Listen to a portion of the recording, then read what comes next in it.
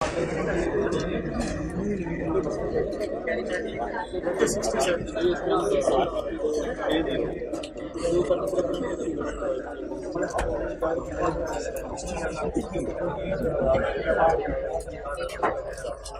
भाई, शायद आप हजरात ने वेबसाइट के ऊपर जाकर ये चीज नोट की हो कि जो लेक्चर नोट्स अपलोड हुए थे उन लेक्चर नोट्स में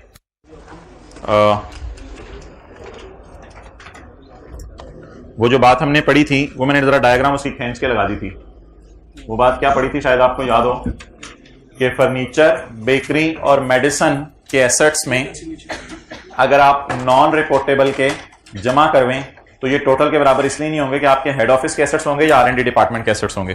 तो ये डायग्राम यहां पे मैंने लगा दी थी, आप मोबाइल को टेढ़ा करके पकड़ेंगे घर में, आपको ये 70 की फिगर याद होगी, 70 की फिगर याद होगी और 15 जमा 10 बराबर नहीं आ रहा था। तो फिर इसके अंदर जो है वो हमने डाला था, ऑल अदर्स डाले थे, फिर भी टोटल टैली नहीं कर रहा था, 47 आ रहा था। उसमें डिफरेंस मैंने आपको बताया था, हेड ऑफिस के एसेट्स हो सकते हैं 23 रुपए के। तो एक डायग्राम आपको ये वाली बताई थी, दूसरी आपको लाइबिलिटीज मैच ना करने की वजह बताई थी और तीसरी आपको प्रॉफिट मैच ना करने की वजह बताई थी। और प्रॉफिट में मैंने बताया था इन सबका प्रॉफिट 14 है, हो सकता है हेड ऑफिस के खर्चे 2 हों, जिसके बाद ये प्रॉफिट की फिगर क्या कर जाएगी, मैच कर जाएगी।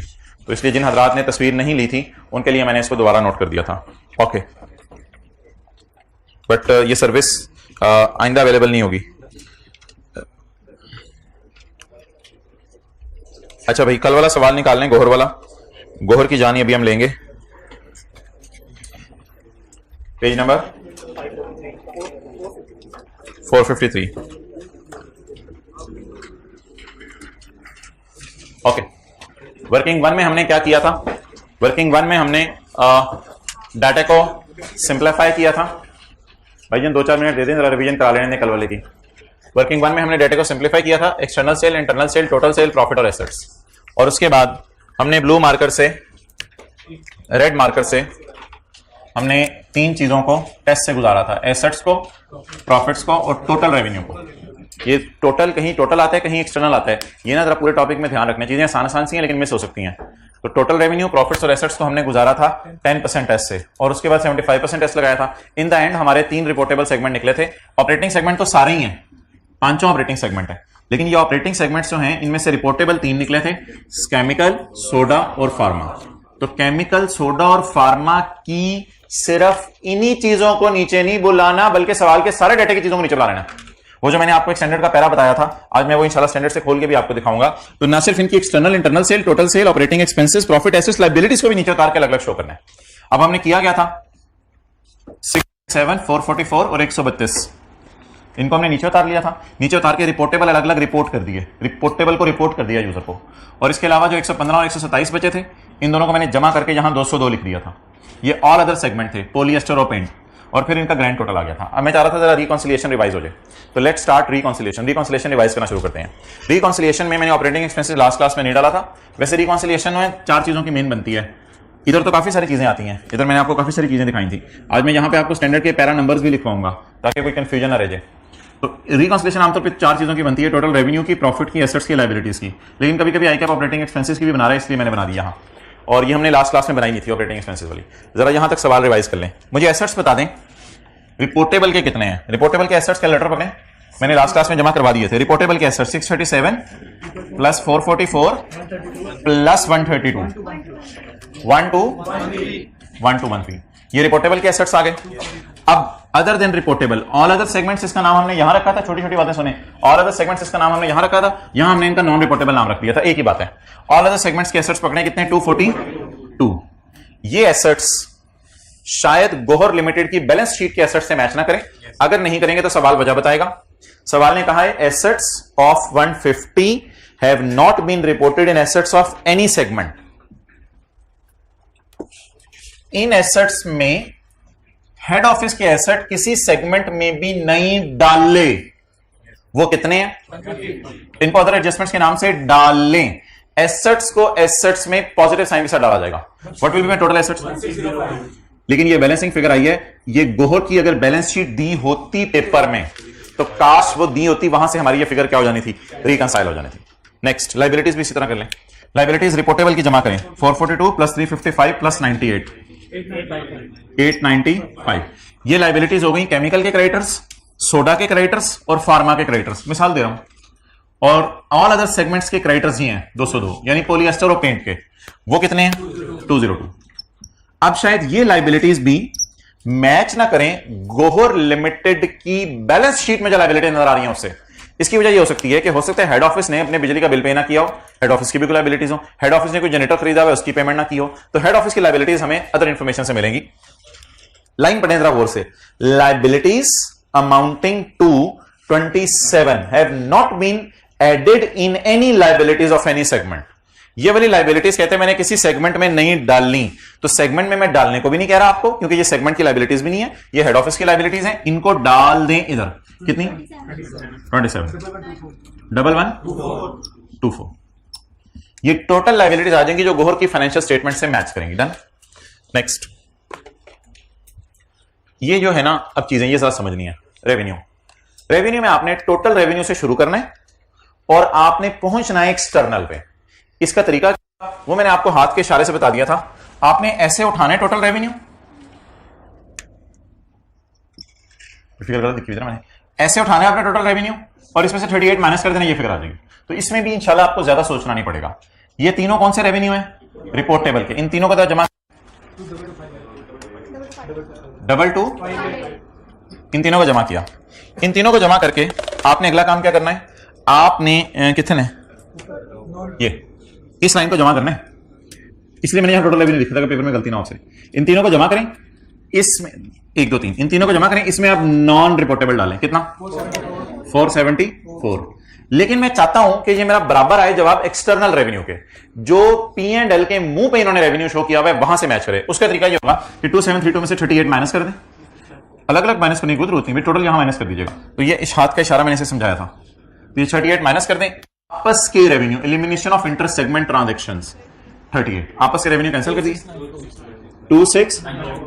और इसमें टेंशन लेने की जरूरत नहीं कि अदर एडजस्टमेंट्स में हेड ऑफिस टाइप कोई चीजें आएंगी, कोई हेड ऑफिस की चीजें नहीं आ रही यहां। हेड ऑफिस का सेल होती ही नहीं, हेड ऑफिस का काम सेल करना ही नहीं। ओवर। Next, profits. प्रॉफिट्स के अंदर आपने 2 एडजस्टमेंट्स करनी होंगी। एक, आपने आपस के प्रॉफिट कैंसिल करने होंगे, क्योंकि आपस की सेल भी कैंसिल होगी, वो इसी फिगर को पकड़ के आप प्रॉफिट परसेंटेज लगाएंगे। आपस के प्रॉफिट कैंसिल करने होंगे। और दूसरा काम आपने ये करना होगा कि हेड ऑफिस के खर्चे बुक करके प्रॉफिट कम करेंगे। तो आपस के प्रॉफिट कैंसिल करके भी प्रॉफिट कम होगा और हेड ऑफिस के खर्चे बुक करके भी प्रॉफिट। इधर क्या पड़े हुए हैं, अगर खर्चे डालने हो तो प्रॉफिट्स, और अगर प्रॉफिट्स कम करने हो तो भी प्रॉफिट्स, इसलिए साइन भी बताना जरूरी है। तो तीनों के प्रॉफिट पकड़ें। ये तो केमिकल का प्रॉफिट है, ये सोडा का प्रॉफिट है, ये फार्मा का प्रॉफिट है। 111 इन प्रॉफिट्स में से सिर्फ इनके केमिकल की बिल्डिंग का बिजली के बिल माइनस में होंगे, सिर्फ इन प्रॉफिट्स में से। इन प्रॉफिट्स को पकड़ लिया 1 2 3, इन प्रॉफिट्स में डालें किसके प्रॉफिट्स, ऑल अदर सेगमेंट्स के, यानी रिपोर्टेबल के 35। ये जो मेरे प्रॉफिट्स आए हैं, ये केमिकल, सोडा, फार्मा का प्रॉफिट है और पॉलिएस्टर और पेंट का ये प्रॉफिट है। अब इसके इन प्रॉफिट्स में आपस की सेल की वजह से होने वाले प्रॉफिट्स भी पड़े हैं। तो क्योंकि आपस की सेल कैंसिल कर दी, तो सेल को पकड़ के जीपी परसेंटेजेस जो आपने लगाना सीखी हुई हैं वो लगा के आपस के प्रॉफिट्स भी कैंसिल करें। Margin is 30%। मार्जिन का मतलब होता है सेल को आप 100 लेंगे, तो इसलिए सेल को 100 ले लें और मल्टीप्लाई कर दें 30 से, ये इसका प्रॉफिट बाहर आ जाएगा जी। कितना आ गया 11। प्रॉफिट्स कैंसिल करने का मतलब, एलिमिनेट करने का मतलब कैंसिल करना, कैंसिल नेगेटिव साइन से होगा, तो कैंसिल कर दिया। इसके अलावा ये 35 ये है और 111 तीनों का टोटल है। और आखिरी बात, अब मुझे बता दें, तीनों सेगमेंट्स के प्रॉफिट मैंने इधर डाल दिए, 2 के मैंने इधर डाल दिए, आपस के प्रॉफिट कैंसिल कर दिए, स्टिल गोहर की फाइनेंशियल स्टेटमेंट्स के प्रॉफिट से मैच नहीं कर रहा। क्या वजह हो सकती है, हेड ऑफिस खर्चे करवा रहा है, हेड ऑफिस खर्चे करवा रहा है। वो लाइन पढ़ी, operating expenses include head office के खर्चे of 75 which have not been allocated to any segment। Operating expenses जो इधर आपको नजर आ रहे हैं उसमें हेड ऑफिस के खर्चे शामिल, कैसे पता चला, operating expenses have not been allocated to any segment. Head office के खर्चे किसी सेगमेंट को नहीं डाले। ये लाइन मैंने आपको लास्ट क्लास में बताया था, थोड़ी कंफ्यूजिंग है, वजह सुन लें। ये लाइन इसलिए कंफ्यूजिंग है कि देखने में लगता है ऑपरेटिंग एक्सपेंसेस इंक्लूड, कि जैसे ऑपरेटिंग एक्सपेंसेस की फिगर में शामिल है, लेकिन इससे मुराद इसका ये नहीं है, क्योंकि फिर देखें दोनों बातें कॉन्ट्राडिक्टरी हो जाएंगी। पूरी स्टेटमेंट पढ़ेंगे तो बात में इख्तलाफ पैदा हो जाएगा। पूरी स्टेटमेंट क्या कह रही है? पूरी स्टेटमेंट ये कह रही है कि ऑपरेटिंग एक्सपेंसेस जो है वो किसी सेगमेंट को नहीं डाल ले। तो फिर ये इंक्लूड कहां है? तो मैंने कहा था इंक्लूड शायद ऑर्गेनाइजेशन के ट्रायल में ये इंक्लूड होंगे, या शायद ऑर्गेनाइजेशन के टोटल जो P&L बना होगा उसमें कहीं पड़े होंगे। तो बस ये बता रहे हैं कि ऑपरेटिंग खर्चे आपने अभी तक इन खर्चों में नहीं डाले। तो मैं प्रॉफिट कैलकुलेट करना चाह रहा हूं। प्रॉफिट निकालने के लिए, प्रॉफिट कैलकुलेट करने के लिए खर्चों को किस साइन के साथ डालूं को प्रॉफिट सही हो जाए? 75। काश मेरे पास गोहर की फाइनेंशियल स्टेटमेंट्स पब्लिश्ड वाली होती, फाइनल अकाउंट के टॉपिक वाली, तो मैं वो जो प्रॉफिट आता वहां पे उस प्रॉफिट से इस प्रॉफिट को क्या कर लेता? मैच 10, लेकिन अभी मैं मैच नहीं कर सकता। नेक्स्ट आखिरी चीज है ऑपरेटिंग एक्सपेंसेस। ऑपरेटिंग एक्सपेंसेस मैंने आपको लास्ट क्लास में नहीं डलवाए थे, वो डलवा दें। इन तीनों के ऑपरेटिंग एक्सपेंसेस जमा करें, 63, 57 और 12। 132। नेक्स्ट अब आप मुझे बता दें इसके ऑपरेटिंग एक्सपेंसेस कितने? 39। ये कितने ऑपरेटिंग एक्सपेंसेस? 63 प्लस 50 प्रॉफिट का टोटल कराते हैं। तो बताएं ना क्या चीज है? 66 बैलेंसिंग सर, ठीक है। नेक्स्ट, अच्छा जी, अब आप तीनों को, इधर एक भाई बैठे होते हैं, वो छुट्टी में है ना, किधर बैठे होते हैं? मैं कल आप बताऊंगा, अभी तो नहीं पता कौन। अच्छा, ऑपरेटिंग एक्सपेंसेस क्लास अजीब सी लगती है, मिसमैच हो जाती है, कोई एक भी छुट्टी पे हो, जहां पे बैठे। नहीं आप नहीं, कोई और है। नहीं वो हार्ट टू ले रहे हैं, मुझे पता है। 63 प्लस 57 प्लस 12 132 39। अच्छा जी, एक बात याद रखिएगा, खर्चों में आपस की सेल का प्रॉफिट नहीं पड़ा होता। वो ऑपरेटिंग एक्सपेंसेस होते हैं एडमिन सेलिंग एक्सपेंसेस। जो आपस की सेल का प्रॉफिट है वो जीपी में पड़ा होता है, ग्रॉस प्रॉफिट में पड़ा होता है, वो हमें सवाल में दिया नहीं। लेकिन एक एडजस्टमेंट ऐसी है जो मैं यहां करूंगा, वो कौन सी एडजस्टमेंट है? ऑपरेटिंग खर्चों में 75 के हेड ऑफिस के खर्चे नहीं पड़े। अब आप मुझे कहेंगे ऑपरेटिंग खर्चों में अगर हेड ऑफिस के खर्चे नहीं पड़े तो सर आपने अभी तो खर्चे डाल लिए हैं, तो फिर आप क्यों इस 75 को दोबारा ले रहे हैं? भाई मैंने कहा था इस टॉपिक में आपने डबल एंट्री के अप्रोच से नहीं चलना, इस टॉपिक में आपने हर ट्रांजैक्शन को अलग अलग लेके चलना है। मुझे बताएं, क्या मैं जो प्रॉफिट पकड़ रहा हूं वो सवाल से पकड़ रहा हूं ना, जीपी माइनस ऑपरेटिंग एक्सपेंसेस करके? तो प्रॉफिट सवाल से पकड़ रहा हूं, खर्चे भी कहां से पकड़ रहा हूं? सवाल से पकड़ रहा हूं। तो ये सवाल वाला प्रॉफिट है, तो ये सवाल वाला प्रॉफिट है, तो इसमें खर्चे सवाल के नीचे कह रहे हैं माइनस नहीं हुए, और ये सवाल वाले खर्चे हैं, या कोई इस फिगर को यूज करके मैं आगे चल रहा हूं, सही वाली फिगर को।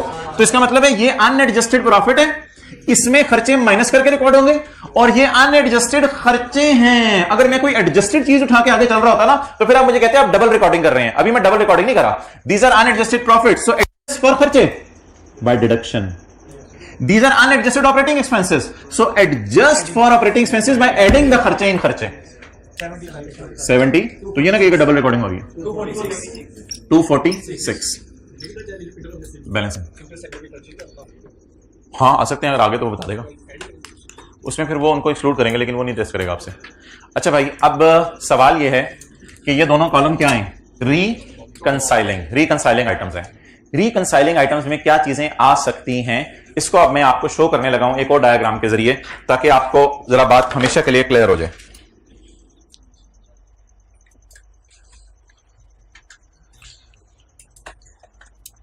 पेज नंबर 440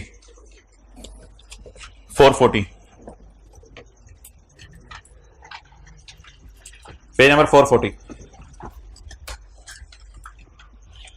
सबसे पहले पेपर में हमने क्या करनी होती है? वर्किंग 1, उसमें क्या क्या आता है? एक्सटर्नल डेटा, इंटरनल सेल, ना टोटल सेल तो नहीं, इंटरनल भी आती है, और टोटल आती है, और प्रॉफिट्स आते हैं, और बेसिक डेटा में इसके अलावा दुनिया की कोई चीज नहीं आएगी। और फिर उसके बाद आपने एक काम करना है, आपने रेड मार्कर पकड़ के इन तीनों पे स्टार लगाना है, और इन तीनों पे स्टार लगा के इनको किस टेस्ट से गुजारना है? 10% टेस्ट। इन द एंड आपने ब्लू मार्कर पकड़ के आपने किसको टेस्ट स्टार लगाना है? एक्सटर्नल सेल को, और एक्सटर्नल सेल को फिर आपने स्टार लगा के किस टेस्ट से गुजारना है?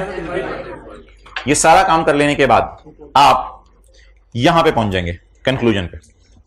कंक्लूजन की रीजन नहीं देनी, अगर रीजन मांग ले तो रीजन भी दे देनी है, जैसे पास पेपर के क्वेश्चन 1 में दी हुई थी। ये चीज मैं नोट में शो नहीं करा, अगर पेपर में डेटा दे देना तो ये शो कर दीजिएगा। ये चीज मैंने आपको दिखाई थी पैकेजेस की फाइनेंशियल स्टेटमेंट में। ये क्या चीज है? ये भाईजान नोट 37 है, यूजर के सामने जाने। नोट 37.1 है, ये भी यूजर के सामने जाने। इससे ऊपर ना डिस्क्रिप्टिव फॉर्म में कि केमिकल में कौन कौन से केमिकल आप बनाते हैं। सोडा है तो क्या सोडा है? हम तो समझ रहे हैं बोतल वाला सोडा है, तो आप बताओ कौन सा सोडा है ये? शायद हमें तो कोई और सोडा लग रहा है, ये बोतल वाला सोडा तो नहीं बनाते होंगे। तो फार्मा है तो फार्मा से मुराद फार्मास्यूटिकल में कौन सी दवाइयां क्या है? तो अगर कभी पेपर में डाटा दे दे कि केमिकल्स के ऑपरेशंस ये हैं, तो बस वो लाइनें आपको एज इट इज इंग्लिश में ऐड करनी पड़ेंगी। तो पैकेजिंग फला कर रहे हैं, कंज्यूमर प्रोडक्ट्स है, रियल एस्टेट है, अदर्स है, तो इस तरह की सेगमेंट इंफॉर्मेशन आपको देनी पड़ सकती है। इसके बाद सेगमेंट एनालिसिस हमारा शुरू हो जाएगा। इसमें external sale, internal sale, total sale, operating expenses, profits, assets, liabilities, जो डेटा पेपर में दिया हो, depreciation, amortisation, interest expense, interest income, tax expense, impairment losses, वो सारा आपको दिखाया था। इसमें शायद सवाल के शुरू में हमारे 5 थे, 5 में से शायद कोई 3 बच गए थे और 2 को हमने अदर में डाल दिया होगा। इस अदर की जगह मैंने लफ्ज यूज किया था, आप भी यही लफ्ज यूज कर लें, all other segments. All other segments ये हो गए जी। इसमें क्या क्या डालना है? Revenue, internal sale, total sale, operating expenses, profit, segment asset, segment liabilities, interest, revenue, interest expense, depreciation, capital expenditure. और भी लिस्ट में भाईजान चीजें आ सकती हैं, ऐसे ऐसे कर दें, और भी लिस्ट में चीजें आ सकती हैं। वो मैंने आपको स्टैंडर्ड में कल भी दिखाई थी, आज भी दिखाऊंगा। ये नोट 37 हो गया। 37.1 रिकॉन्सिलिएशन स्टैंडर्ड में 4 चीजों की लिखी हुई है, लेकिन आईकैप ऑपरेटिंग एक्सपेंसेस की भी बता रहे हैं, और ऑर्गेनाइजेशन इससे ज्यादा की भी रिकॉन्सिलिएशन बना सकती है। रिकॉन्सिलिएशन किसी भी चीज की बना लें, आपकी मर्जी है। रिकॉन्सिलिएशन कम से कम इन चीजों की आपने बनानी है, टोटल रेवेन्यू की, ऑपरेटिंग एक्सपेंसेस की, प्रॉफिट की, एसेट्स की और लायबिलिटीज की। रिपोर्टेबल में उन तीनों को जमा आ जाएगा, और अदर देन रिपोर्टेबल में वो 2 आ जाएंगे। इसके बाद ये असल में मैंने आपको ना दिखाने के लिए यहां लाया हूं, यानी आपको घरों से बुलाया जिसलिए, और आप घर से आ गए जी। अब मैं आपका टेस्ट लेने लगा हूं। यहां पे क्या आएगा? टोटल रेवेन्यू नहीं आएगा, यहां पे आपस की सेल आएगी जो 38 थी, और साइन कौन सा यूज होगा? नेगेटिव। बस ये मैंने दिखाने के लिए आपको यहां लाया था। यहां आपस की सेल आएगी और नेगेटिव साइन के साथ आएगी। सेल में और कुछ कोई एडजस्टमेंट करने की जरूरत नहीं है। इसको मैंने ऐसे कर दिया ताकि आपको याद रह जाए, और इसको ऐसे कर दिया यहां पे, बल्कि इसको ऐसे कर देते हैं, यहां कोई चीज नहीं आएगी, और यहां कोई ना कोई फिगर आएगी जो नेगेटिव के साथ आएगी। डन। ये गोहर की फाइनेंशियल स्टेटमेंट से मैच कर जाएगी। नेक्स्ट, ऑपरेटिंग खर्चों में, ऑपरेटिंग खर्चों में आपने यहां पे कुछ नहीं डालना। ऑपरेटिंग खर्चों पे यहां पे आपने हेड ऑफिस के खर्चे डालने, यहां पे अपने हेड ऑफिस के खर्चे डालने। डन। एक बार जरा नोट करते रहे सोच के, और ऐड करने हैं भाईजान, खर्चों में खर्चे ऐड होते हैं। प्रॉफिट्स, ये 3 का प्रॉफिट आ जाएगा। वो कौन सा था? केमिकल, सोडा और फार्मा। इधर पॉलिएस्टर पेंट के प्रॉफिट्स आ जाएंगे। इधर ना ये जो लाइन है ना, इसका प्रॉफिट आएगा, और ये भी माइनस होगा, इसका प्रॉफिट आएगा माइनस साइन के साथ। और इसके बाद हेड ऑफिस के खर्चे, या R&D डिपार्टमेंट भी हो सकते हैं, वैसे मैंने आपको कहा था हेड ऑफिस या R&D डिपार्टमेंट के खर्चे, या सादा सा रूल, इन 5 सेगमेंट्स के अलावा कोई और खर्चे किए आपने, वो सारे इधर आ जाएंगे। नेक्स्ट, ये तो आसान है यार। सेगमेंट एसेट्स आगे 3 के, सेगमेंट लायबिलिटीज 2 की आ गई। एलिमिनेशन इल्यूमिनेशन इधर कोई नहीं है भाईजान, एलिमिनेशन कोई नहीं है इधर। इधर आएगा plus plus plus plus, plus करेंगे हेड ऑफिस के एसेट्स, और इधर प्लस करेंगे हेड ऑफिस की लायबिलिटीज। और ये जो मैंने आपको 2 हाईलाइट कर दी है ना, इनको कहते हैं रिकंसाइलिंग आइटम्स। कभी कभी ऐसा भी हो सकता है कि आईकैप आपको टोटल दे दे, तो फिर ये वाली फिगर क्या आ जाएगी? बैलेंसिंग आ जाएगी।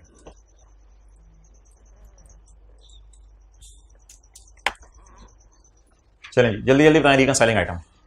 टोटल रेवेन्यू में से कौन सा रेवेन्यू माइनस कर दें? इंटरनल, तो एक्सटर्नल आ जाएगा। इस रेवेन्यू का प्रॉफिट इधर माइनस कर दें, और हेड ऑफिस के खर्चे भी माइनस कर दें ताकि फाइनल प्रॉफिट आ जाए। इधर हेड ऑफिस के एसेट्स ऐड कर दें, इधर हेड ऑफिस की लायबिलिटीज ऐड कर दें।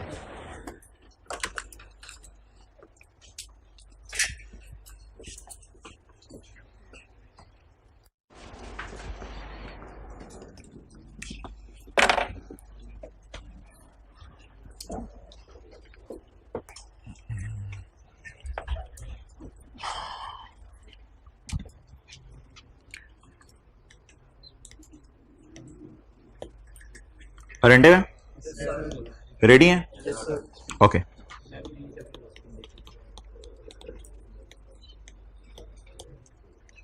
एक ऑर्गेनाइजेशन है, उसका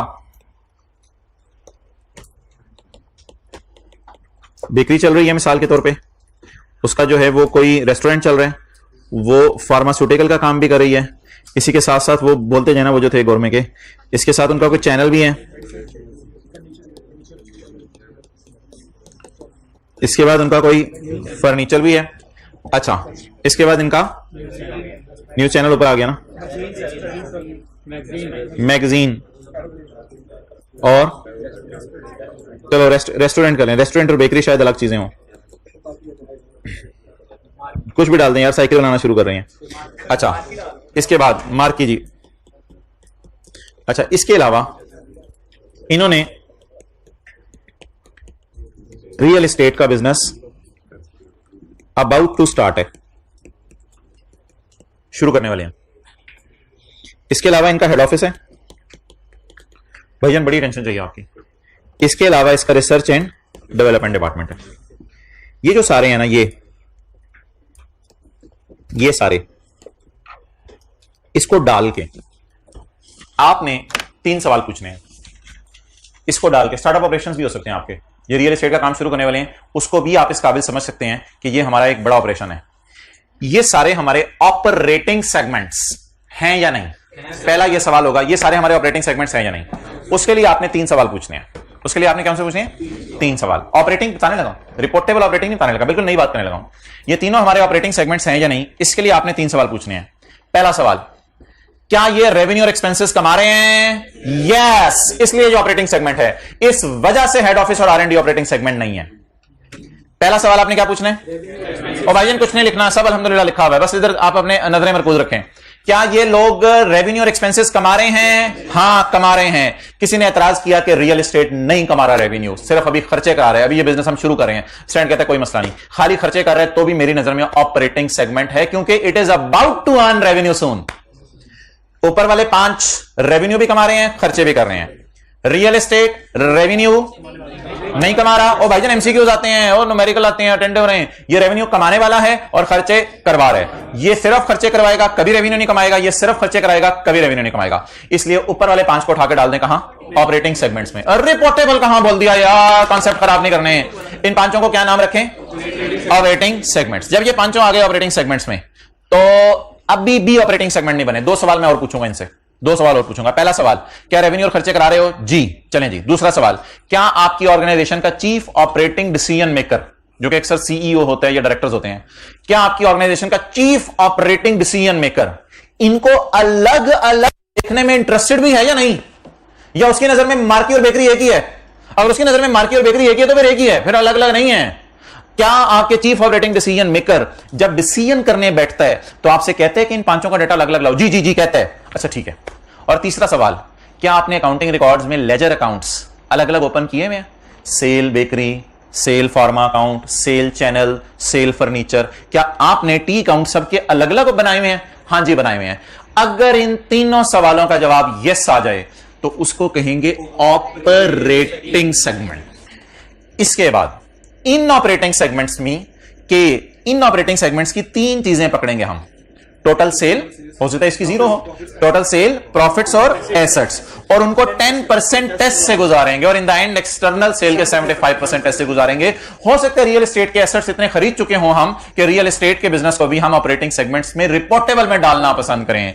तो ऑपरेटिंग सेगमेंट्स को क्लासिफाई करने के लिए 3 क्राइटेरिया हैं। नंबर 1, रेवेन्यू और खर्चे, जरूरी नहीं रेवेन्यू कमाने की नीयत हो, फिर भी ये आ सकता है। Number 2, chief operating decision maker, आपका इन सब का डाटा अलग अलग मंगवाता है। और नंबर 3, जब आप नोट बनेगा, नोट मिसाल के तौर पे मैं नोट बनाने लगूं और मैं कहूं जी फर्नीचर और मार्की के हालात बड़े माड़े जा रहे हैं, ये तो नॉन रिपोर्टेबल है, और मेरी बेकरी, फार्मा, चैनल और रियल एस्टेट रिपोर्टेबल है, तो एक को मैं ऐसे ही उड़ा देता हूं इधर से ताकि जरा बात करनी आसान हो जाए। 3-2 का हमारा रिदम चल रहा है पिछले टॉपिक से।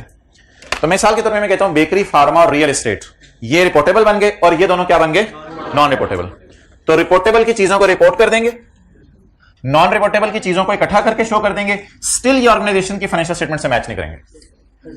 तो अब ऑर्गेनाइजेशन तो ये है, और आपने इनको रिपोर्टेबल में डाले और इनको नॉन रिपोर्टेबल में डाला है। ऑर्गेनाइजेशन तो ये है। तो ऐसी सूरत में ये जो आइटम्स होंगे ये रिकंसाइलिंग के तौर पर जाया करेंगे।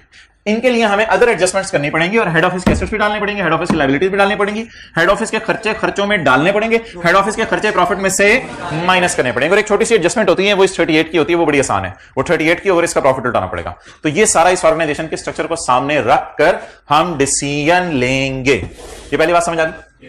अच्छा जी, दूसरी बात मोहतरम ये है कि एक बड़ी इंटरेस्टिंग सी बात, पहले इसको पढ़ लें फिर मैं ये नोट करेंगे, इंशाल्लाह टाइम आपको दे दूंगा। हम पहले किताब से पढ़ेंगे सारा, इन द एंड क्लास में आखिरी 5 मिनट हम पॉज लेंगे और ये सारी बातें स्टैंडर्ड में से हाईलाइट करेंगे। Operating segment page number 434, standard ना खोलें अभी, स्टैंडर्ड का पैरा 5। ऑपरेटिंग सेगमेंट, मैं उन 5 की बात करने लगा हूं या 7 चीजों की बात करने लगा हूं? 7 की बात ही करने लगा, 5 जिनको मैंने ऑपरेटिंग सेगमेंट बनाया था, 2 को तो मैंने फारिग कर दिया ना ऑपरेटिंग सेगमेंट से, हेड ऑफिस को उसको। This is a component of an entity that meets all of the following criteria, all of the following criteria. Number 1, it engages in business activities. खोल ले साथ।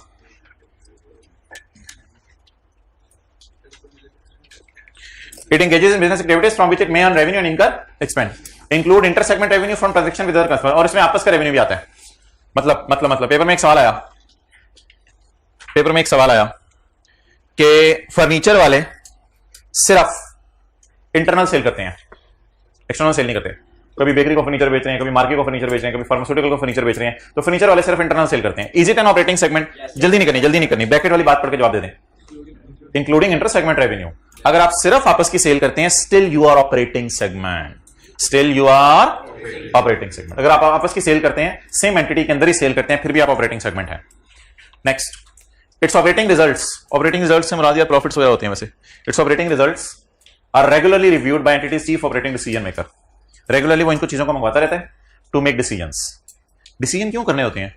रिसोर्सेज एलोकेशन के लिए, कि ये ज्यादा अच्छा जा रहा है इसको ज्यादा पैसा दे दो, ये कम जा रहा है इसको कम पैसा दे दो, and to assess its performance. तीसरी शर्त, कुछ याद नहीं करना, पैरा 5 में दिया होगा। तीसरी शर्त, डिस्क्रीट फाइनेंशियल इंफॉर्मेशन। डिस्क्रीट क्या होती है? ये मैंने आगे समझने के लिए लिखा है, ये वाली ब्रैकेट वाली बात शायद आपको स्टैंडर्ड में ना मिले। Separate accounting records are kept, इसको अंडरलाइन कर लेंगे, बात स्टैंडर्ड में नहीं होगी।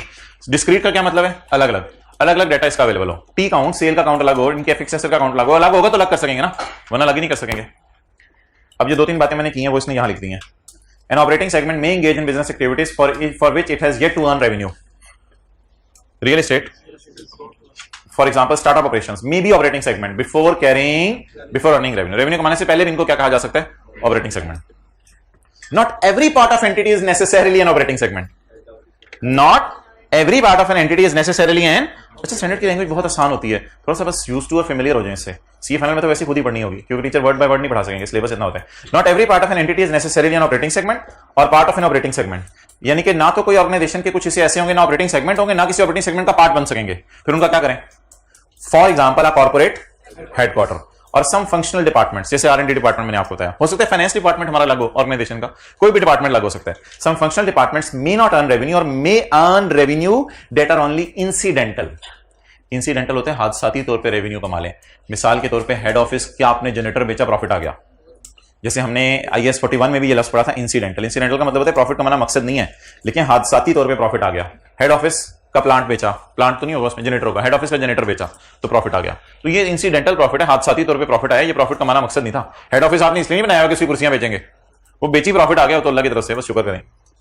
For example a corporate head office some functional department may not earn revenue or may earn revenue that are only incidental to the activities of entity. वो incidental है, आपकी एंटिटीज की एक्टिविटीज से हादसाती तौर पे आ रहे हैं, आपका मकसद नहीं है, and would not be operating segment. ये फिर ऑपरेटिंग सेगमेंट नहीं होंगे, हेड ऑफिस वगैरह ऑपरेटिंग सेगमेंट नहीं होंगे। अच्छा, हमने कहा भाईजान ये किसका नाम है? CODM। हमने तो चीफ एग्जीक्यूटिव ऑफिसर का नाम सुना था, हमने तो डायरेक्टर्स का नाम सुना था, हमने तो जो है वो चीफ ऑपरेटिंग ऑफिसर का नाम सुना था, चीफ अकाउंटेंट का नाम सुना था। ये क्या है? Chief operating decision maker. कहता है ये मैं आपकी जजमेंट पे छोड़ा हूं। कहता है ये कोई जरूरी नहीं है कोई एक बंदा ऑर्गेनाइजेशन में। कहते हैं chief operating decision maker identifies a function. कहते हैं ये एक फंक्शन है ऑर्गेनाइजेशन में, कोई बंदा नहीं है, नॉट नेसेसरली अ मैनेजर, कोई बंदा जरूरी नहीं है, ये एक फंक्शन है with a specific title. That function is, इनका काम क्या होता है CODM का? That function is to allocate the resources, जो बंदा ऑर्गेनाइजेशन में रिसोर्सेज कर सके मैनेज। मिसाल के तौर पे मैं कहता हूं कॉलेज के अंदर, अब गार्ड नहीं बता सकता कि भाईजान इधर की बजाय इधर ये कर दें, ये पंखा इधर लगा दें, ये चीज उधर कर दें, लेकिन सर हम जो भट्टी साहब कहें जी ये इधर लगा दें, ये इधर कर दें, वो इधर कर दें, तो आपको ऑर्गेनाइजेशन के अंदर नजर आ जाते हैं स्ट्रक्चर देख के कि यार किधर किसकी चल रही है इसकी, और जिसकी चल रही है, कई दफा घर में सीओडीएम मम्मी होती है, कई दफा घरों में सीओडीएम अब्बू होते हैं, तो 2-3 दिन घर में लेके पता चल जाता है किसकी चल रही है। तो सीओडीएम कहते हैं बस वो बंदे जिसकी चल रही है, तो कहते हैं हरकतों से पता चलेगा किसकी चल रही है, किसी टाइटल को नाम ना दे देना सीओडीएम का, तो हरकतों से इन द एंड आप पहुंचेंगे किसी टाइटल की तरफ ही, लेकिन actions will speak louder than words. तो सीईओ नाम रख देने से नहीं होगा, और सीईओ को लिफ्ट भी ना करा रहा हो और डायरेक्टर्स अपनी मर्जी चला रहे हो। तो the CODM identifies a function, not a man with a specific post. That function is to allocate the resources, the performance of segment of an entity. Often the chief operating decision maker is CEO. Often. कभी कभी ये CEO हो जाता है, और chief operating officer COO, कभी कभी ये COO हो जाता है, कभी कभी ये CEO हो जाता है, बस हो जाता है ये। For example it may be a group of directors, हो सकते हैं 3-4 डायरेक्टर मिलकर जो है वो ये काम संभाल रहे हो, तो हो सकता है, और अदर्स और अदर्स, फिर जो मर्जी डाल दो, तो बेटा जिसकी ऑर्गेनाइजेशन में चल रही है that will be called as बोले CODM। तो ये जो हो गया ना पॉइंट 2, तो पॉइंट 2 की थोड़ी सी वजाहत उसने करनी थी, वो इसने नीचे लाके कर दी।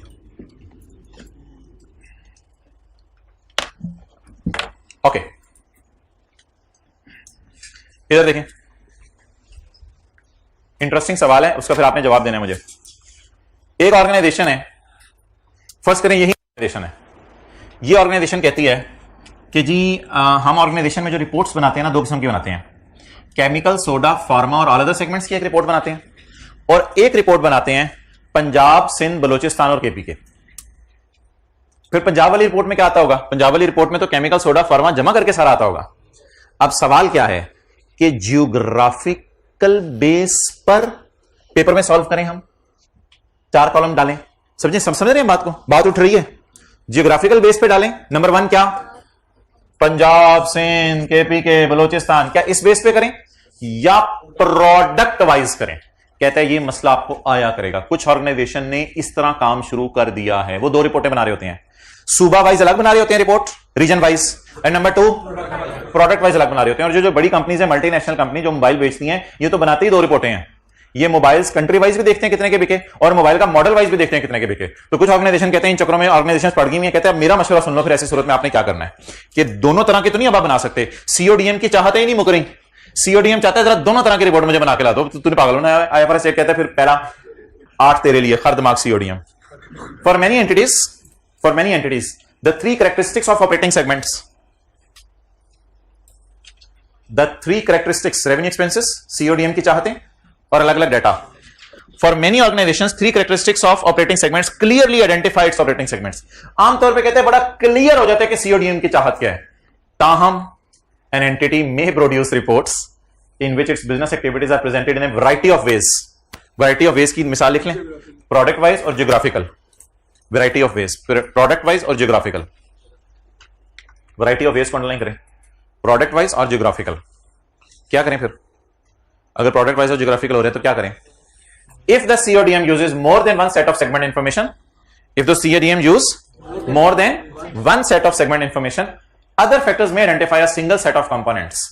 तो other factors लगाएं, इन 3 के अलावा फैक्टर्स। तो मैं कह सकता हूं ये 3 मेन फैक्टर्स हैं, और ये जो नीचे 3 आने लगे हैं वो सेकेंडरी फैक्टर्स हैं। कुछ और फैक्टर्स आप लगाएं, अदर फैक्टर्स को अंडरलाइन करें। ये अदर फैक्टर्स हैं, अदर देन नहीं, other than para 5, other than para 5।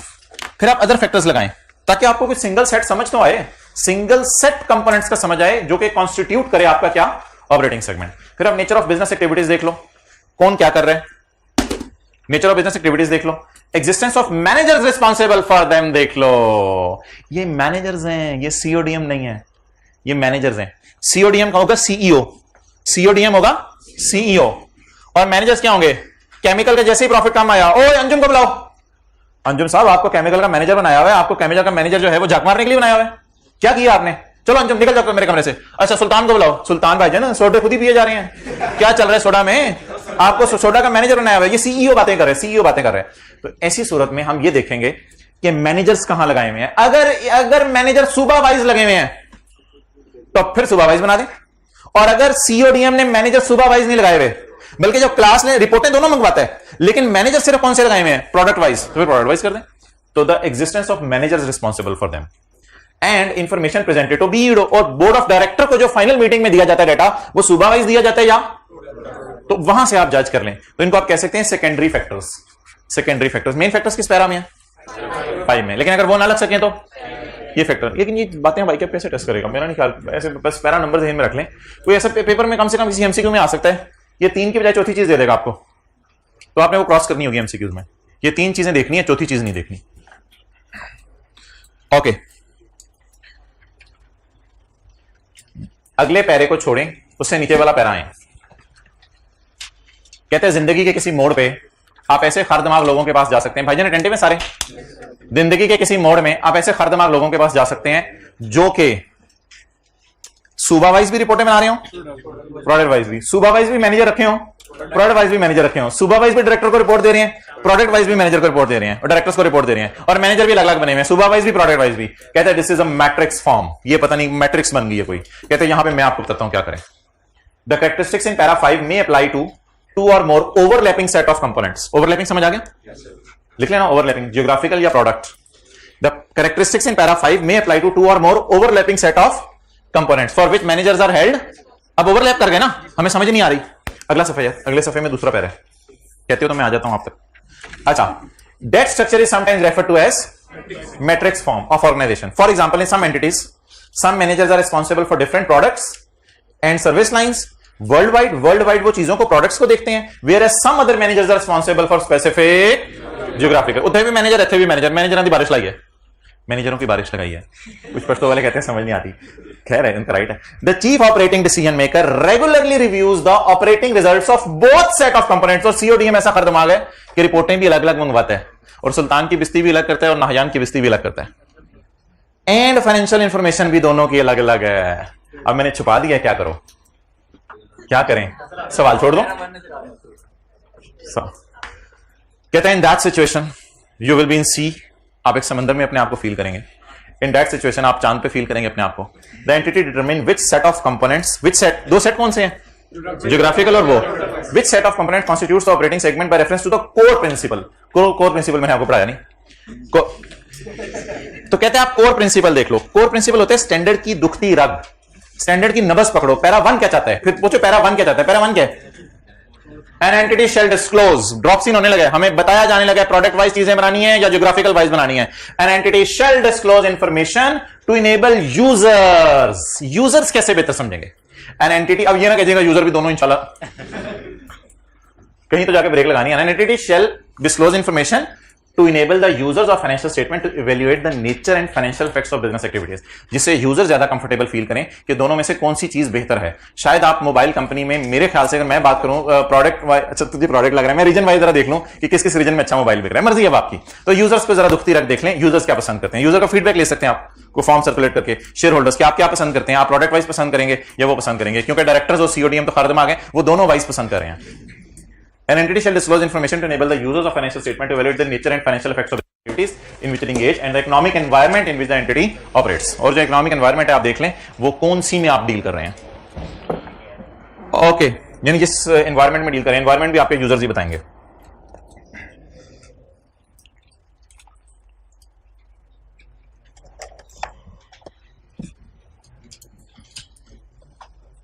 Okay, इस पैरे को इंशाल्लाह हम थोड़ी देर में देखेंगे। रिपोर्टेबल सेगमेंट्स, रिपोर्टेबल सेगमेंट्स भाईजान, reportable segments, chemical, soda, pharma, reportable segments, reportable segments. An entity is required to report separate information, चल के बस हो जाएगी। An entity is required to report separate information. An entity is required to report separate information about each reportable segment. About each reportable segment. A segment is reportable segment if a segment is reportable segment if it passed 10% test. It passed 10% test and it is operating segment as per para number 5. It is operating segment as para 5 था ना, वो जो 3 चीजें थी। It is operating segment as per para number 5, यानी it has been identified as operating segment। operating segment definition कहां दी हुई है? पैरा 5 में, और रिजल्ट्स फ्रॉम एग्रीगेशन ऑफ 2 और अच्छा 2 और मोर सेगमेंट्स को ना एग्रीगेट भी कर सकते हैं। एग्रीगेशन को अभी अंडरलाइन कर लें, ये मैं इंशाल्लाह कल पढ़ाऊंगा, वरना चीजें मिक्सअप हो जाएंगी। एग्रीगेशन को कल पढ़ लेंगे, लेकिन डेफिनेशन मुझे बता दें कहां है। तो अब मुझे बता दें इसने ये क्यों लिखा है, N operating segment is a segment जो कि ऑपरेटिंग सेगमेंट की डेफिनेशन पूरी करे और साथ 10% टेस्ट भी पूरा करे, that will be called as an reportable operating segment. Reportable. तो अब अगर इसके हेड ऑफिस के एसेट्स 12% से ज्यादा है, 15% है, 16% है, तो इसको क्यों नहीं रिपोर्टेबल बना सकते? ओ भाई एसेट्स 15% है, 20% है, क्यों नहीं रिपोर्टेबल बना सकते? जल्दी बताएं। ये ऑपरेटिंग सेगमेंट की डेफिनेशन में मीट नहीं करता। तो रिपोर्टेबल मैंने आपको बताया ये 3 है। क्यों ये 3 है? Because these are operating segments and they pass, that's why they are called as reportable operating, that's why they are called as. तो रिपोर्टेबल बनने के लिए 2 शराइत बताएं। रिपोर्टेबल ऑपरेटिंग सेगमेंट बनने के लिए जिगर तुम्हारा ऑपरेटिंग सेगमेंट होना जरूरी है, और दूसरी शर्त देख रहे हैं आप लोग इधर, और दूसरी शर्त क्या है? 10% टेस्ट आपका पास होना जरूरी है। 75 वाला भी है, लेकिन वो उसने ना अगले सफे पे ऐसे जिक्र कर दिया। अगले सफे पे आए, बस आपके सबर का इम्तिहान खत्म हो रहा है, और मैं नहीं पढ़ा रहा थ्योरी, ये 10% वाली बात पढ़ लें और 75% वाली। 10% क्वांटिटेटिव थ्रेशोल्ड, मैंने एक पैरा छुड़वा दिया एग्रीगेशन वाला, सफे के एंड वाला पैरा भी छुड़वा दिया, सफे के टॉप वाला भी। 10% टेस्ट क्या होता है? An entity shall report separately information about an operating segment that meets any of the following quantitative. 10% किसी एक को भी क्रॉस कर दे, it's reported revenue including external and internal. इसलिए हम किस रेवेन्यू पे स्टार लगाते थे? टोटल पे। It's total revenue is 10% or more of the combined revenue. ये भी इंटरनल एक्सटर्नल होना चाहिए, तो इसका 10% लेते थे ना of all operating segments. Done. The absolute amounts, absolute का मतलब होता है साइन इग्नोर कर दें, ये आपको बताया था। प्रॉफिट्स उठाते हुए प्रॉफिट्स के साइन इग्नोर कर दें, लॉसेस उठाते हुए द एब्सोल्यूट का मतलब होता है साइन इग्नोर करें। साइन इग्नोर करके आप प्रॉफिट्स उठाएं और साइन इग्नोर करके क्या उठाएं? लॉसेस उठाएं, और फिर उन दोनों में से ग्रेटर लेते थे। ग्रेटर लेते थे। कंबाइंड प्रॉफिट्स को अलग से जमा करते थे जिनका लॉस नहीं आ रहा होता था। अंग्रेजों वाली अंग्रेजी लिखनी है ना, इसलिए मैं क्या करूं, प्रॉफिट्स को अलग जमा करते थे जिनका लॉस नहीं आ रहा होता था, और लॉसेस को अलग जमा करते थे जिनका प्रॉफिट नहीं आ रहा होता था या जो लॉस शो कर रहे होते थे, और इन दोनों में से फिर क्या उठाते थे? ग्रेटर। और 10% of combined assets of all segments. इसलिए मैं आपको कहता था कि भाईजान ये जो 10% टेस्ट है ना, ये आपने सिर्फ 3 चीजों पे लगाना है। ये आपने सिर्फ 3 चीजों पे 10% टेस्ट लगाना है और किसी पे नहीं लगाना। अच्छा, ऑपरेटिंग सेगमेंट्स, ये एक बात है, आप इसका मतलब बताएं।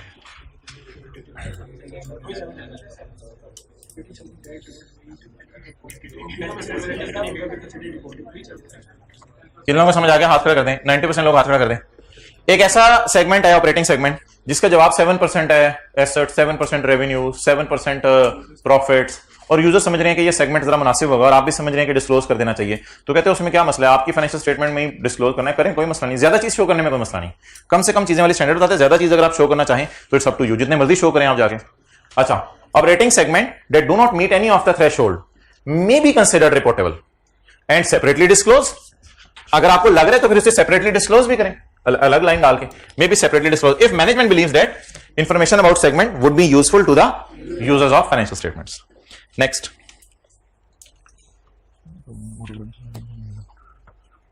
an entity may combine information about operating segment that do not meet the quantitative threshold. An entity may combine polyester or paint which do not meet the quantitative threshold.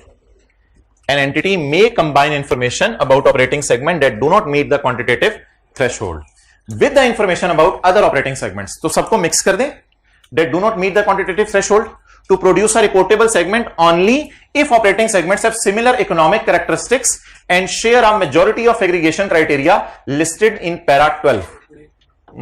इस बात को कल पे रख दें, इस बात को कल पे रख दें, इनको भी इंशाल्लाह कल कर लेंगे। In the end 75% external test, 75% किस पे लगाना है? इन दोनों को कल कर लेंगे। If the total external revenue reported by operating segment constitute less than 75% of the entity's revenue, additional operating segment shall be identified as until at least 75% is included. Until का मतलब बताएं। हो सकता है एक डाल के 75% ना टेस्ट पास हो, तो फिर दूसरा डाल के 75%, तो 75% तक आपने पहुंचाना है। It's over.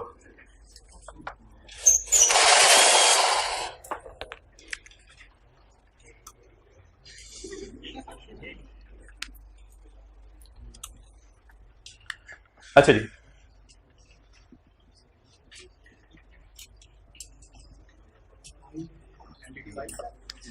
Entity wide disclosures.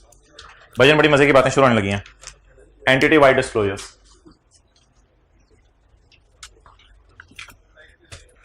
Light पड़ी है, कोई मसला नहीं, खैर है। मैंने 2-3 लफ्ज बोलने, फिर मैं डायग्राम खोल देनी है। ये मैंने लफ्ज लिखा है प्रोडक्ट वाइज। क्या लफ्ज लिखा है?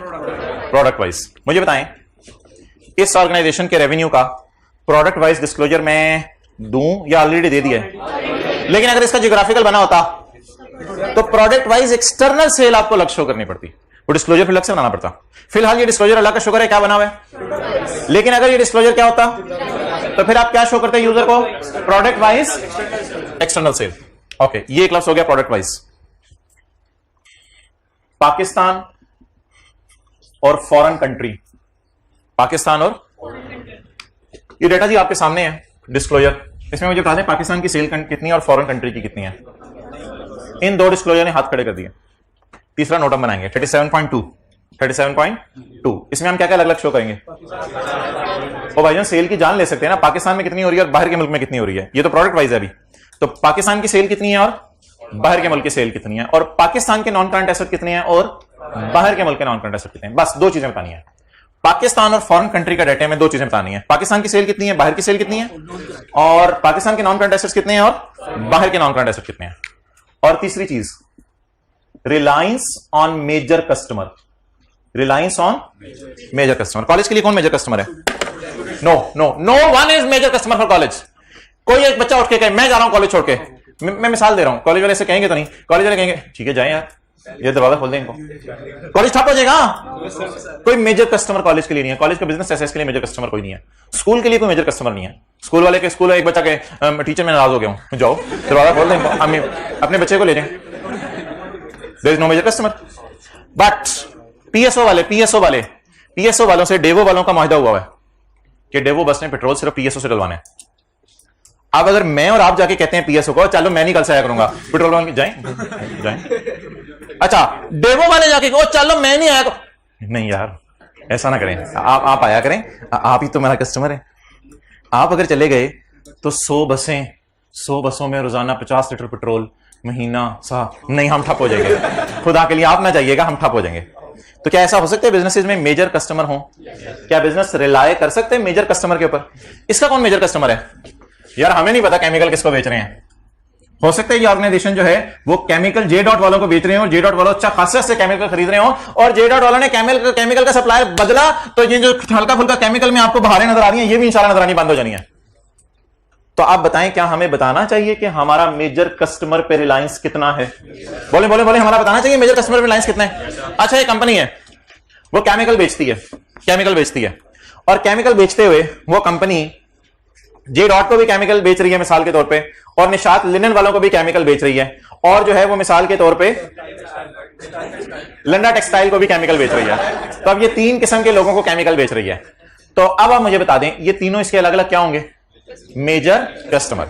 अब मेजर कस्टमर के नाम क्या इस एंटिटी को अपनी फाइनेंशियल स्टेटमेंट में बताने चाहिए कि मैं केमिकल, सोडा, फार्मा और पॉलिएस्टर पेंट बनाती हूं, और मैं केमिकल इतना बेचती हूं जे डॉट को, इतना बेचती हूं निशात लिनन को, इतना बेचती हूं लंडे की दुकान को, इतना केमिकल बेचती हूं, क्या इसके नाम बताने चाहिए? स्टूडेंट कहते हैं बिल्कुल नहीं भाईजान, नाम ना बताना, ये आपकी कॉन्फिडेंशियल इंफॉर्मेशन है, और अपने कस्टमर्स के बारे में लोगों को बताया ना करो, नजर लग जाती है। आपने कस्टमर्स के नाम नहीं बताने, मिसाल के तौर पे कॉलेज वाले बताएं ये पढ़ने आए हैं इधर हमारे पास, तो कॉलेज को नजर लग जाएगी ना इतने अच्छे बच्चे पढ़ने आ रहे हैं, तो इसलिए कॉलेज वाले नहीं बताते ये पढ़ने आए हैं। अच्छा, तो रिलायंस ऑन मेजर कस्टमर में क्या रिलैक्सेशन है? कस्टमर का नाम ना बताएं। अच्छा, मेजर कस्टमर कौन होगा? मेजर कस्टमर वो होगा जिसको आप 10% एक्सटर्नल सेल कर रहे हैं। क्या करें? टोटल नहीं, कस्टमर तो होता ही एक्सटर्नल है, कस्टमर तो होता ही बाहर का बंदा है। मेजर कस्टमर कौन होगा? जिसको आप 10% एक्सटर्नल सेल कर रहे हैं। अब मिसाल के तौर पे जे डॉट वालों को 8% एक्सटर्नल सेल कर रहे हैं, जे डॉट वालों को 8% एक्सटर्नल सेल कर रहे हैं, और इसी तरह वो जो निशात लिनन वालों को 12% एक्सटर्नल सेल कर रहे हैं, और लंडे वालों को 15% एक्सटर्नल सेल कर रहे हैं। इन दोनों में से मेजर कस्टमर कौन है? आखिरी दो या सारे तीन? आखिरी दो आपके क्या समझे जाएंगे? Major customer. अब आप इंग्लिश के अंदर एक फिक्रा लिख के आएंगे, जेरोड वालों को कितनी सेल कर रहे थे भाईजान? टेंटे में जेरोड वालों को कितनी सेल कर रहे हैं? 8%। पेपर होने आपका एफर्ट होगा, तैयार है। अच्छा 8% वो हो गया, उसको कितनी कर रहे थे? 12%। और तीसरे को 12 जमा 15, बस आपने एक फिक्रा लिख के आना है, 27% of our external sale is made to 2 major customers. बस 27% of our total sale is made to 2 major customer. एक छोटी सी चीज और बतानी है, एक छोटी सी चीज उधर को और बतानी है, उससे क्या बेच रहे हो? And the sale is of chemical and soda, मिसाल के तौर पे उनको हम केमिकल और सोडा बेच रहे हैं, तो it will be called as reliance on major customer. It will be called as reliance on. क्या ये एंटिटी वाइड डिस्क्लोजर है या सेगमेंट वाइज डिस्क्लोजर है? क्या ये एंटिटी वाइड डिस्क्लोजर है या सेगमेंट वाइज डिस्क्लोजर है? Entity wide. ये डिस्क्लोजर हमने नहीं पढ़े थे कल, ये बिल्कुल नए डिस्क्लोजर हैं। सर इनमें और एंटिटी वाइड डिस्क्लोजर्स में क्या फर्क है? मैं बताता हूं। ये जो हमने कल पढ़े थे डिस्क्लोजर, इनमें और आज जो नए पढ़े एंटिटी वाइड, उनमें क्या फर्क है? उनमें फर्क सिंपल सा है कि ये जो मैंने नई 3 चीजें पढ़ाई हैं, ये कल हमने नहीं बनाई थी, बस ये फर्क है इनमें। दूसरा फर्क सुन लें, प्रोडक्ट वाइज मैंने क्या है, सेल आपने बतानी है। अल्लाह का शुक्र है इसकी जरूरत मुझे नहीं पड़ी, क्योंकि ऑलरेडी प्रोडक्ट वाइज सेल मैंने आपको दिखा दी थी कल। क्या इस इंफॉर्मेशन से पाकिस्तान के एसेट्स और फॉरेन नॉन करंट एसेट्स आपको पता चल रहे हैं? क्या इस इंफॉर्मेशन से पाकिस्तान की सेल और फॉरेन सेल आपको पता चल रही है? नहीं पता चल रही। क्या इस इंफॉर्मेशन से extent of reliance on major customer आपको पता चल रहा है? तो नहीं पता चला तो फिर नोट 37.2 37.3 आप डालेंगे और बताएंगे हमारी फला चीजें भी हैं, ये भी डिस्क्लोजर आपको देने पड़ेंगे। और अगली और आखिरी बात, हर बात के साथ ही आखिरी कहते हैं, अगली और आखिरी बात इस कॉन्सेप्ट की, वो ये कि एक ऑर्गेनाइजेशन जिसका एक ऑपरेटिंग सेगमेंट है, एक ऑर्गेनाइजेशन जिसका बॉस का मतलब होता है घंटे बजाएं, एक ऑर्गेनाइजेशन जिसका उसने ये वाले डिस्क्लोजर क्या खाक बनाने हैं? कैसे बनाएगा ये डिस्क्लोजर? वो अब क्या करेगा बेचारा, कैसे बनाएगा डिस्क्लोजर? वो तो ये डिस्क्लोजर नहीं बना सकता एक ऑर्गेनाइजेशन वाला। लेकिन जिस ऑर्गेनाइजेशन का एक ऑपरेटिंग सेगमेंट है, सिर्फ एक, कहते हैं हम बेचते ही बल्ब है और 50 साल से परदादा के जमाने से हम बल्ब बेच रहे हैं, बस एक ऑपरेटिंग सेगमेंट है हमारा। स्टैंडर्ड कहता है आप ये तीनों डिस्क्लोजर दें, ये तीनों डिस्क्लोजर दें। प्रोडक्ट वाइज में तो वही आ जाएगा बल्ब की सेल पूरी। पाकिस्तान में कितने बल्ब बेचते हो, तुर्की में कितने बल्ब बेचते हो, अमेरिका में कितने बल्ब बेचते हो? कोई ऐसा बंदा तो नहीं जिसको बेचते ही बल्ब रहते हो। Extent of reliance on major customer. आपके साथ वाले की किताब में ना एक सफा है, आपके साथ वाले की किताब में एक सफा है। हमने एक ऐसी ऑर्गेनाइजेशन को ढूंढना है जिस ऑर्गेनाइजेशन ने सिर्फ एक काम करे। क्या? कोई भी एक काम करे, कोई भी एक काम करे, ऐसी ऑर्गेनाइजेशन को ढूंढना है और उसकी फाइनेंशियल स्टेटमेंट्स में जाके हमने एंटिटी वाइड डिस्क्लोजर ढूंढने हैं। पेज नंबर आपके साथ वाले की किताब में है, पेज नंबर है भाईजान 50569, पेज नंबर है जी 569।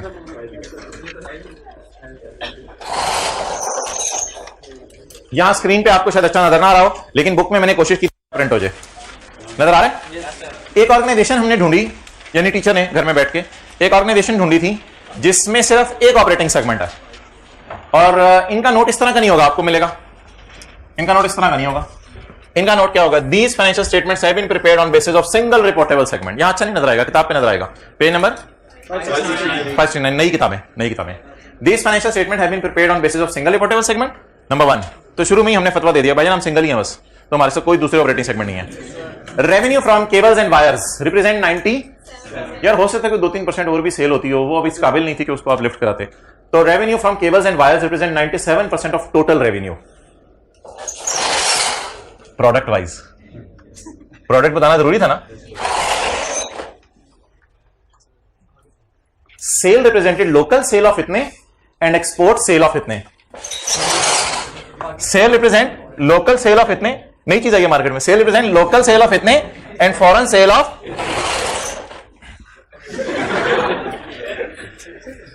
एंड एक्सपोर्ट सेल ऑफ इतने। Done. Detail of export sale, detail of, अब ये दोबारा नहीं उठेगा, एक्सपोर्ट सेल की डिटेल तो इसी में आ जाएगी ना। यूएई तक पहुंचे हुए हम, पाकिस्तान केबल्स यूएई में चल रही हैं। साउथ अफ्रीका में जाए आप, पाकिस्तान, ये करीब अफगानिस्तान चले जाए। एक्सपोर्ट सेल बोले बोले कितनी? 52.15, ये एक्सपोर्ट सेल है। ये भाई छोटी छोटी चीजें देखा करें, आजकल आईकॉम ने नया काम शुरू किया है, मिस्टेक्स आइडेंटिफाई करें, डेटा देके कहते हैं मिस्टेक्स आइडेंटिफाई करें। तो ऑब्वियसली एक्सपोर्ट सेल का जो टोटल है यही नीचे होना चाहिए ना। ये नीचे होना चाहिए। तो हल्की फुल्की चीजें होती हैं, देख लिया करें। और इधर इधर बीच में पिशावट होगा तो मिस्टेक आइडेंटिफाई हो जाएगी। तो done done done done done done done. Okay, अच्छा जी, नेक्स्ट पाकिस्तान और फॉरेन कंट्री की सेल बतानी थी और नॉन करंट एसेट बताने थे। All non current assets of the company at टीस्टोन आर लोकेटेड इन पाकिस्तान। यानी बाहर सिर्फ केबलें जाती हैं, बाहर बिल्डिंगें नहीं बनाई हुई। हमारा भी इतना लेवल नहीं हो अफ्रीका में बिल्डिंग बना लें, तो हम सिर्फ बेचते हैं बाहर के मुल्क में चीजें। सारे नॉन करंट एसेट पाकिस्तान पड़े हुए हैं। The company does not have any customer. The company does not have any customer. ऐसा खुशकिस्मत, हमें कोई ऐसा बंदा नहीं मिला जिसको हम 10% सेल करें, 1-2% सेल हम उसे करते हैं, वो बंदा किसी और के पास चला जाता है।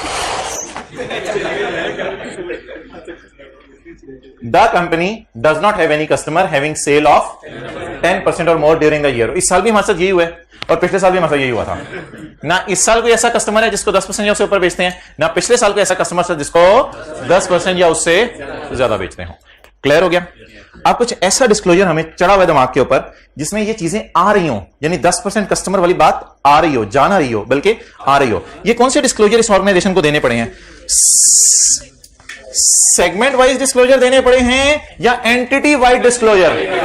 एंटिटी वाइड डिस्क्लोजर उस ऑर्गेनाइजेशन ने भी देने हैं जिसका एक ऑपरेटिंग सेगमेंट है, और एंटिटी वाइड डिस्क्लोजर उस ऑर्गेनाइजेशन ने भी देने हैं जिसके एक से ज्यादा ऑपरेटिंग सेगमेंट है। अभी मैंने एंटिटी वाइड डिस्क्लोजर्स आपको किस ऑर्गेनाइजेशन के दिखाए हैं? जिसका एक ऑपरेटिंग सेगमेंट है। 3 एंटिटी वाइड डिस्क्लोजर ढूंढ दें। नंबर 1, सेल की परसेंटेज पता चल गई प्रोडक्ट वाइज, बाकी 3% को नहीं शो की उन्होंने। सेल की परसेंटेज पता चल गई प्रोडक्ट वाइज। दूसरा डिस्क्लोजर स्क्रीन के पीछे क्या छुपा हुआ है? पाकिस्तान और एक्सपोर्ट, पाकिस्तान की सेल और फॉरेन सेल, और उसमें सिर्फ सेल और नॉन करंट एसेट, और कुछ नहीं बताना। और तीसरी बात, reliance on major customer. Packages की फाइनेंशियल स्टेटमेंट डाउनलोड अपलोड हो चुकी हैं और मुझे यकीन है आपने डाउनलोड कर ली होंगी, और डाउनलोड करके आपने जो है वो अपने पास सेव कर ली होंगी। इंशाल्लाह आपको हेल्प आउट करेंगी वो। आई होप कि आपने सेव की हुई है, आप अपने मोबाइल के ऊपर उसको खोल रहे हैं, पीडीएफ की फॉर्म में फाइल अटैच है। बाकी सारी पिक्के पुक्के आपने डिलीट कर दी हुई हैं क्योंकि मेमोरी फुल हो गई थी।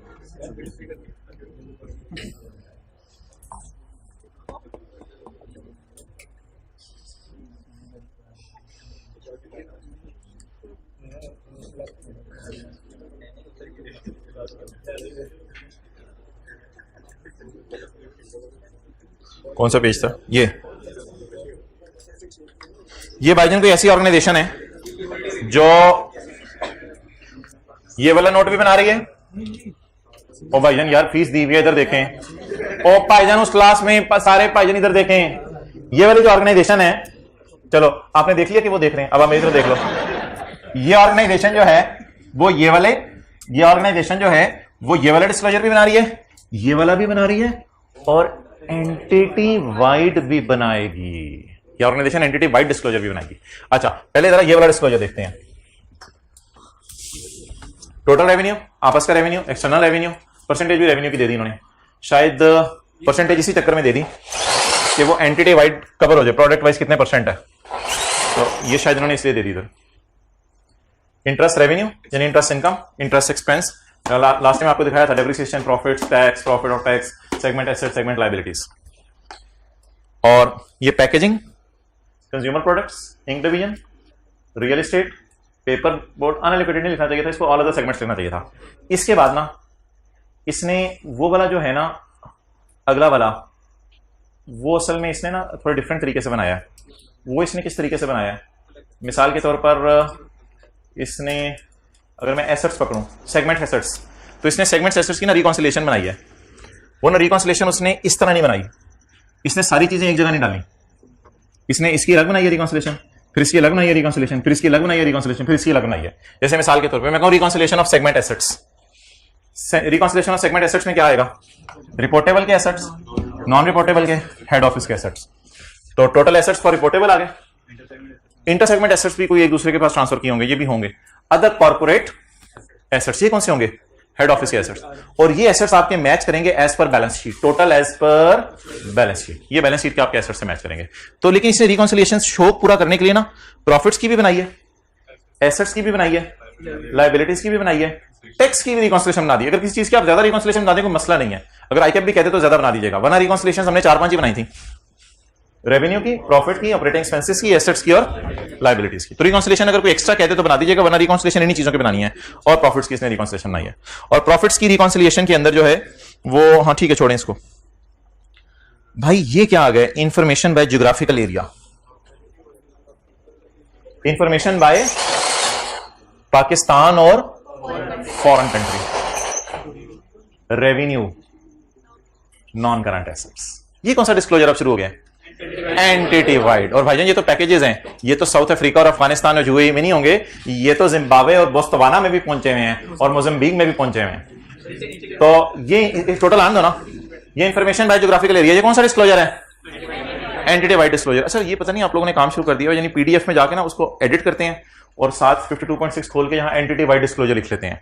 ये बड़ा अच्छा काम आप लोगों ने शुरू किया हुआ है। जब ये पैक मीठी मीठी हो रही है, मीठी मीठी खट्टी मीठी, ये रेवेन्यू हो गया। और ये क्या हो गए? नॉन। यूके में कोई नॉन करंट एसेट नहीं है और पाकिस्तान में ये सारे आ रहे हैं, तो पाकिस्तान और फॉरेन कंट्री अलग अलग आ गए, ये सारा डाटा आ गया। In the end information about major customer. अच्छा मुझे बता दें, प्रोडक्ट वाइज आपको सेल पता चल रही थी इस सफे पे? इस सफे के तो पीछे छुपी हुई है चीजें। और दूसरा, नॉन करंट एसेट बाहर के मुल्क के और सेल बाहर के मुल्क की पता चल गई। अच्छा ये जो होती है ना, ये जो चीजें हैं, ये पाकिस्तान और बाहर के मुल्क के एतबार से नहीं बनी हुई, ये तो सेगमेंट वाइज बनी हुई है, ये सेगमेंट वाइज बनी हुई है। और ये कैसे बनी हुई है? पाकिस्तान की सेल और बाहर के मुल्क की सेल। शर्म सी आ रही है बाहर के मुल्क की सेल बताते हुए पाकिस्तान की सेल के सामने। पाकिस्तान के नॉन करंट एसेट्स और बाहर के मुल्क के नॉन करंट एसेट्स।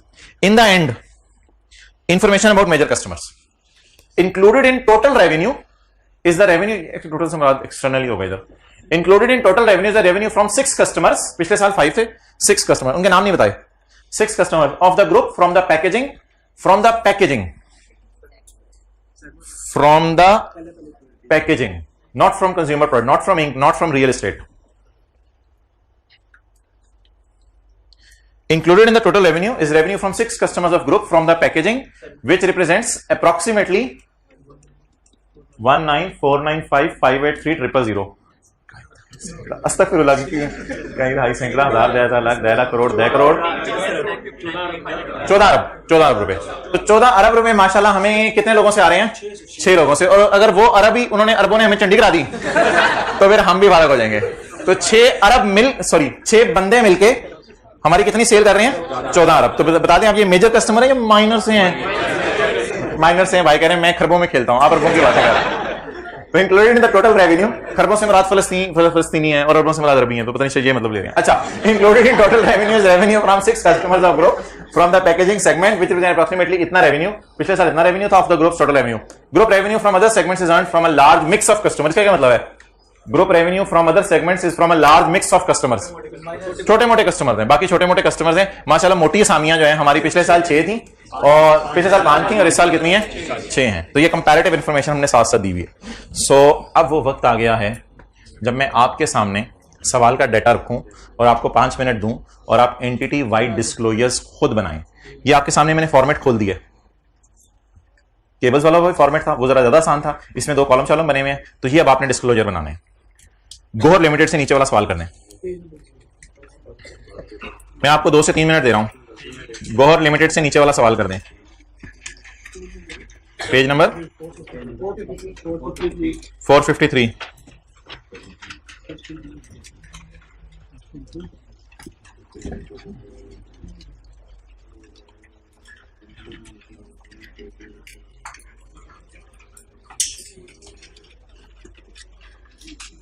बनाइए डिस्क्लोजर।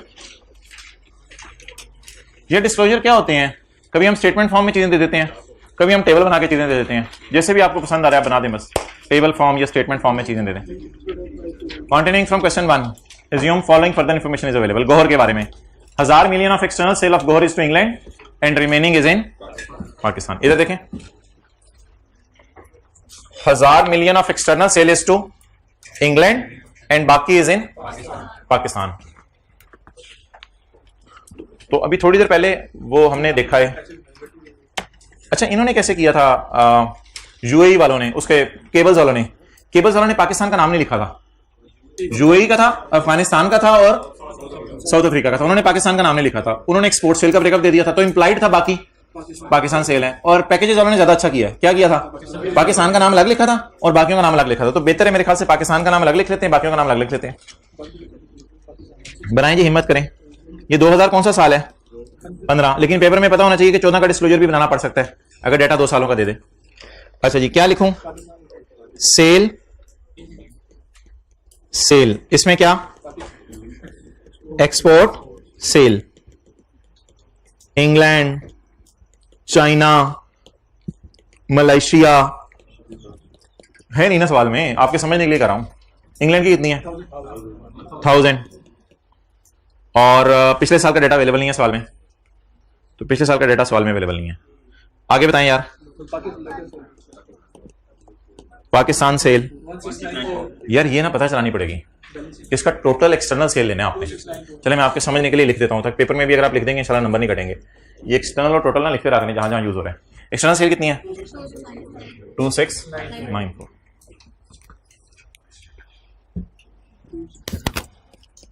2694। और पाकिस्तान की सेल बैलेंसिंग निकालने बेहतर है, 1694। एक काम यार और करें, जो सवाल में डेटा नहीं है, ताकि ये आपका मुकम्मल हो जाए। क्या, नॉन करंट एसेट कौन बोला है, well done, non current asset का भी बना दें, डेटा नहीं है सवाल में, नॉन करंट एसेट का भी बना दें, ताकि आपका ये डिस्क्लोजर ना पूरा हो जाए। ये कौन से हम डिस्क्लोजर पढ़ रहे हैं, product wise, entity wide, entity wise नहीं, एंटिटियां कोई 2-4 नहीं, एंटिटी वाइड ओवरऑल लेवल का डिस्क्लोजर। एक्सटर्नल सेल के बाद कौन सी सेल डालूं, कोई सेल नहीं डालूं, क्या डालूं, नॉन करंट एसेट्स। अच्छा मेरा आपसे सवाल है, एज ऑन या एडिशंस, एज ऑन होते हैं, ये एज ऑन होंगे, एज ऑन होंगे, non current assets as on, carry down वाले होंगे, जो एडिशन है वो नहीं, non current asset as on. As on कौन कौन से जी, नहीं नहीं सेल का लफ्ज़ नहीं लिखना, अब आपने बस इंग्लैंड और पाकिस्तान। बिल्कुल गलत, भाई ने बिल्कुल गलत बोला, भाई ने बिल्कुल गलत बोला, भाई ने कोई फिगर वहां से उठाने की कोशिश की है मोहतरम, ये फिगर नहीं आप उठा सकते, ये नॉन करंट एसेट्स नहीं है, ये एसेट्स हैं, ये एसेट्स हैं, इसमें करंट भी हैं, नॉन करंट भी हैं, तो सवाल में डेटा नहीं है, जबरदस्ती फिगर्स मत उठाएं अभी।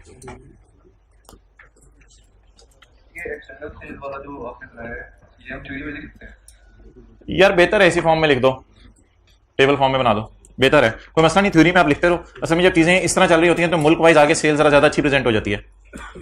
यार इसका फिक्रा बनाएं, इसका फिक्रा बनाएं, ये फिक्रा लिख लें इधर से आप, पॉइंट 2 को सामने रखें और इस तरह का फिक्रा बनाने की कोशिश करें अपने सवाल को देख के। शुरू कर देना, इंक्लूडेड इन, ऊपर हेडिंग दें information about major customer, heading दें information about major customer, included in total revenue. वैसे यार ये टोटल ना आपको कंफ्यूज करेगा, इधर एक्सटर्नल लिख लें, ये एक्सटर्नल होता है, टोटल इन्होंने वैसे लिखा हुआ है, हम स्टूडेंट के तौर पे एक्सटर्नल लिखेंगे।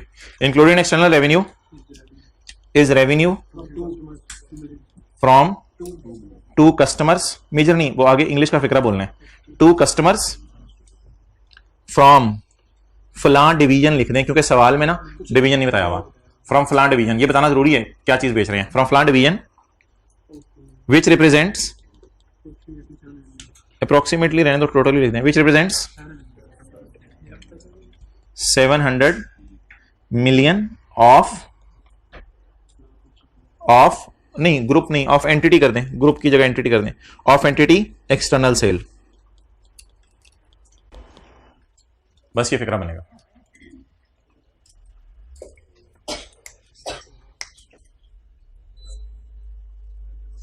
लाइट जाने से ज्यादा चल रहा था, अच्छा चलो बत्ती बांधी रखा करो। Included in external sale is sale from two customers from फलां division which represent 700 million of entities external cell.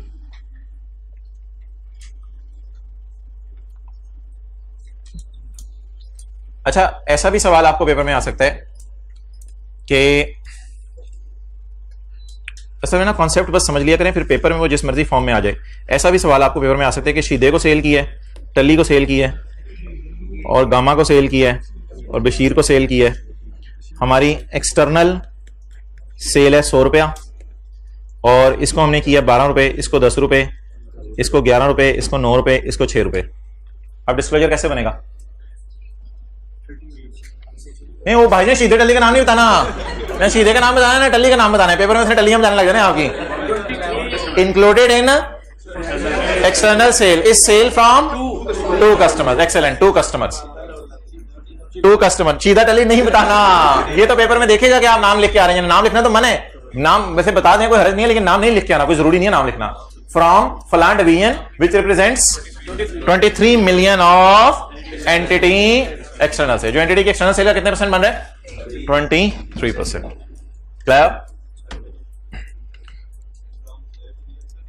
क्या? Group revenue from large mix of customers. Dash में आप डिवीजन का नाम लिख दो, एक्सरे डिवीजन। प्रोडक्ट नाम, प्रोडक्ट यानी क्या बेच रहे हैं आप उसको, अंडे, अमरूद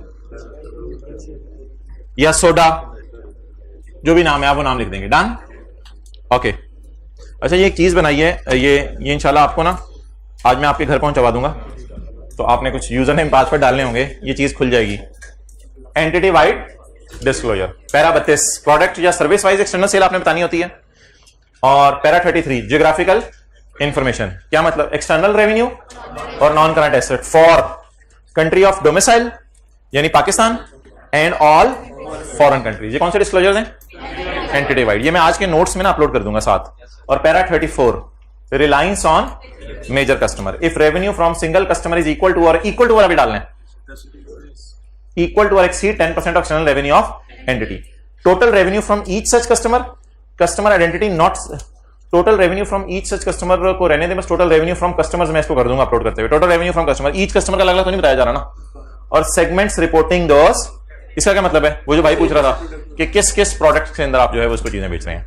तो इन डिस्क्लोजर्स का नाम जो हमने आज पढ़े हैं, बोले क्या है? एंटिटी वाइड डिस्क्लोजर किस किसने बनाने हैं? केबल्स वालों ने क्यों बनाने हैं?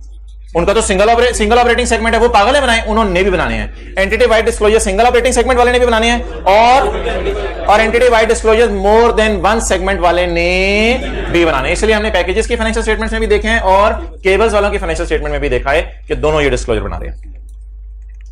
किताब निकाल लें, इसको पढ़ लें पूरी। मैं 2-3 मिनट की आपको ब्रेक दे रहा हूं, ये पढ़ लें। कौन कौन से पैराज है? 32, 33, 34। वैसे अल्लाह का शुक्र है निकल गई है, आज की क्लास पूरी थ्योरी बेस्ड थी, आपको पता नहीं चला। अच्छा, थोड़ा सा चलना फिरना पड़ा है। पेज पता चल रहा था, हमारे से पूछो, हमें पता चल रहा था। Page number 439, page number 439। Heading बताएं जी, एंटिटी वाइड डिस्क्लोजर्स, या पेज नंबर है 439। पैरा 32 से 34 चाहता है कि सारी एंटिटीज इंक्लूड करें, चाहे उनका सिंगल ऑपरेटिंग सेगमेंट हो। फिर भी सिंगल वाली हमने किस पेज पे पढ़ी है? 569। सिंगल वाली हमने पेज 569 पे पढ़ी है। क्या क्या शो करना है जी? Revenue from for each product and service. गोर वाले सवाल में क्यों नहीं जरूरत पड़ी? Revenue from external customer for each product, क्योंकि ऑलरेडी ये प्रोडक्ट वाइज अवेलेबल है। Geographical area, revenue from external customers, इसलिए मैं आपको एक्सटर्नल सेल कह रहा था। Revenue from external customers, packages वालों ने टोटल रेवेन्यू लिखा हुआ था, वो कंफ्यूजिंग लफ्ज था। Revenue from external customers and non current assets attributed to country of domicile, कौन सी? Pakistan and all foreign countries in the. ये बात मैंने आपसे नहीं की। If material then for each country separately, if material then for each country separately. लेकिन मुझे ये यकीन है कि पैकेजेस की फाइनेंशियल स्टेटमेंट वालों ने इस लाइन को लिफ्ट नहीं कराई। पैकेजेस की फाइनेंशियल स्टेटमेंट ने इस लाइन को लिफ्ट नहीं कराई। ये अफगानिस्तान वाली सेल मटेरियल है, बहरीन वाली भी मटेरियल लग रही है मुझे, बांग्लादेश वाली भी मटेरियल है, यूएई मटेरियल है मिसाल के तौर पे, कीनिया वाली भी मटेरियल है, जिम्बाब्वे वाली कोई मटेरियल नहीं है, ठीक है। और मिसाल के तौर पे ये नीचे आ रही है 5417, ये भी कोई मटेरियल नहीं है, ये सेल भी मटेरियल नहीं है। स्टैंडर्ड इजाजत दे रहा था कि कंट्री वाइज ब्रेकअप ना दो। कतर को, सुने, कतर को, तंजानिया को और जिम्बाब्वे को अगर आप चाहते हो तो फारक कर दो, अदर्स के नाम से डाल दो, इजाजत है, कोई मसला नहीं। तो बता दें ये जो कंट्री वाइज ब्रेकअप देना जरूरी है, या मटेरियल वाइज मटेरियल चीजों का ब्रेकअप दे दें, मटेरियल का ब्रेकअप दे दें, कंट्री वाइज को देना जरूरी नहीं है। लेकिन दिल चाहे तो फिर सारी कंट्रीज को दे दें, वो तो आपको फिर कोई नहीं रोक सकता।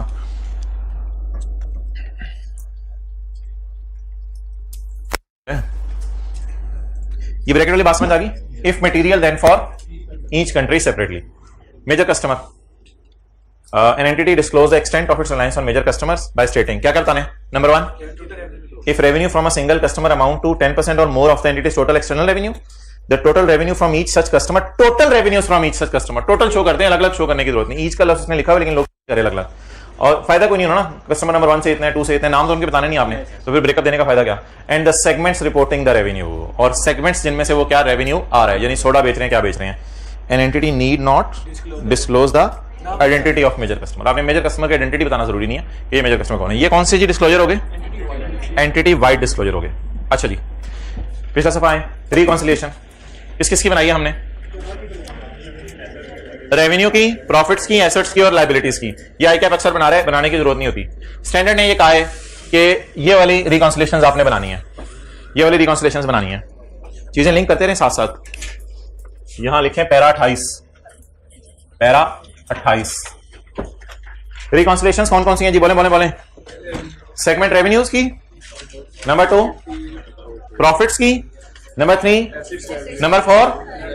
अब ये क्या चक्कर है यार कि आईकैप कभी ऑपरेटिंग एक्सपेंसेस डाल रहा है और पैकेजेस वाले टैक्स की भी रिकॉन्सिलिएशन बना के दे रहे हैं. ये क्या चक्कर है? स्टैंडर्ड ने ओपन छोड़ा हुआ है एवरी अदर मटेरियल आइटम. तो पेपर में क्या करेंगे? पेपर में अगर ज्यादा नंबर हुआ, डाटा दिया हुआ इनकी रिकॉन्सिलिएशन का, तो बना दीजिएगा रिकॉन्सिलिएशन. और क्या हो सकता है? ऑपरेटिंग एक्सपेंसेस की भी रिकॉन्सिलिएशन बन सकती है. इंटरेस्ट एक्सपेंस की रिकॉन्सिलिएशन पेपर कह दे तो बनाएंगे या साथ वाले का मुंह देखेंगे? नहीं, साथ वाले का मुंह बाद में देख लीजिएगा, वो तो इधर ही है. इंटरेस्ट एक्सपेंस इनका 3 रुपए, इनका 2 रुपए, और हेड ऑफिस का इंटरेस्ट एक्सपेंस 1 रुपए, तो जमा कर दिया. डेप्रिसिएशन की रिकॉन्सिलिएशन खुदा ना खास्ता कह दे कि ये मटेरियल है डेप्रिसिएशन, तो बस ठीक है. तो ये बड़ा ओपन है, जिसकी वजह से ना लोग बड़ा चीज को यूज कर रहे हैं, जिसका दिल चाहता है जिस मर्जी चीज की बना देते हैं. ठीक है, स्टैंडर्ड ने भी आपकी जजमेंट पे छोड़ा हुआ है. All material reconciling items shall be separately identified. All reconciling items, ये मैंने कल भी आके बनाना सारा. All reconciling items shall be separately identified. All reconciling items shall be separately identified and described. For example, amount of each material adjustment needed to reconcile the reportable profits or losses arising from different accounting policies shall be separately disclosed and described. और in the end, segment analysis. ये है para 23, नहीं खत्म होगी ना बात. ये para 23 और 24 है. इसका नाम क्या? बोले बोले बोले बोले बोले. ये तो कल करा दिया था स्टैंडर्ड के अंदर से खोल के. पैरा 23 और 24, पैरा 23 और 24, पैरा 23 और 24. भाईजान इसमें ये 5 चीजें नहीं है, इसमें तो कोई 25-30 चीजें हैं.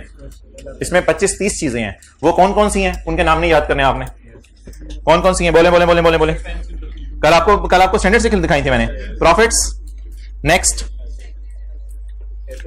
Profit loss, assets, external sale, interest income. ये सारा कहां शो करना है हमने?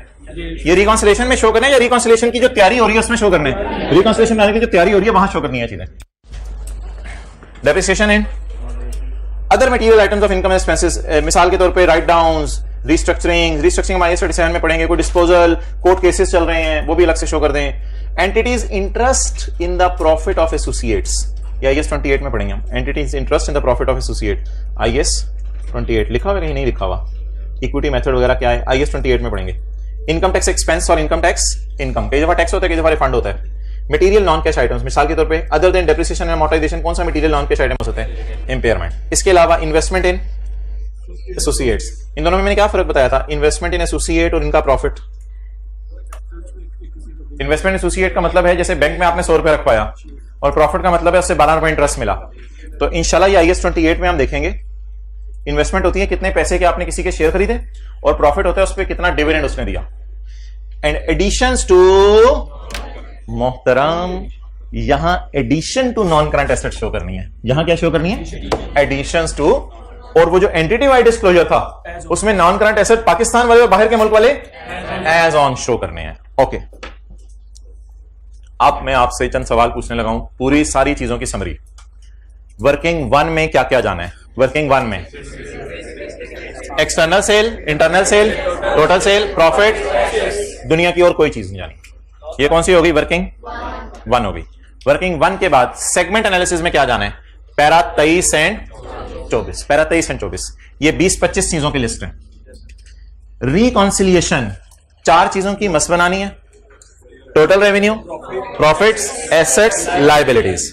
अदर मटेरियल आइटम्स में आपकी मर्जी है, अदर मटेरियल आइटम्स क्या बनाना चाहें बना सकते हैं। ये पैरा नंबर 28।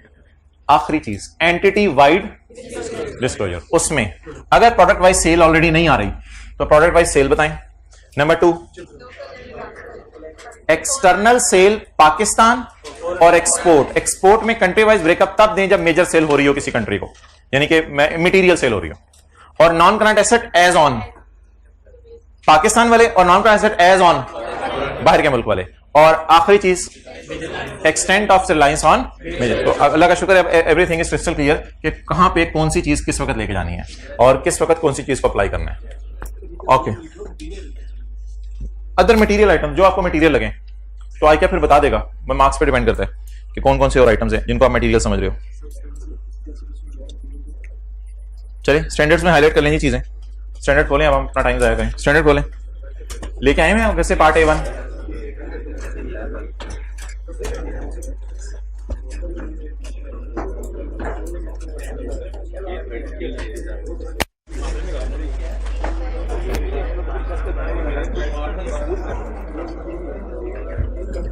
पैरा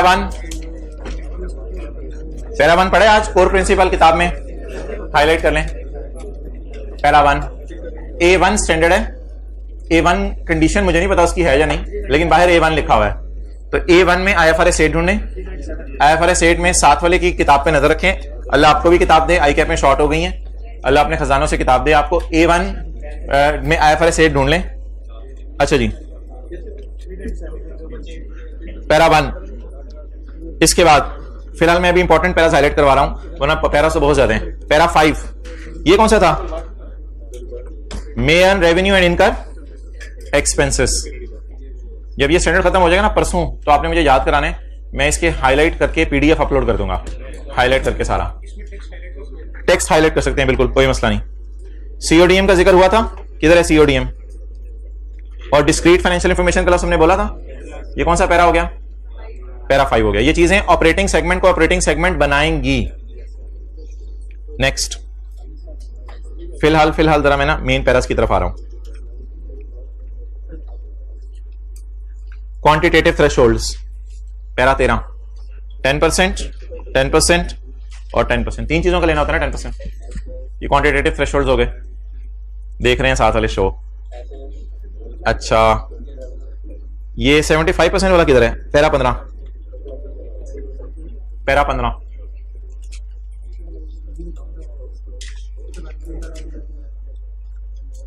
असल जो पैरा है ना वो ये 23 है। 23 कौन सा वाला पैरा है? सेगमेंट एनालिसिस, जहां पे 20-25 चीजें आनी है।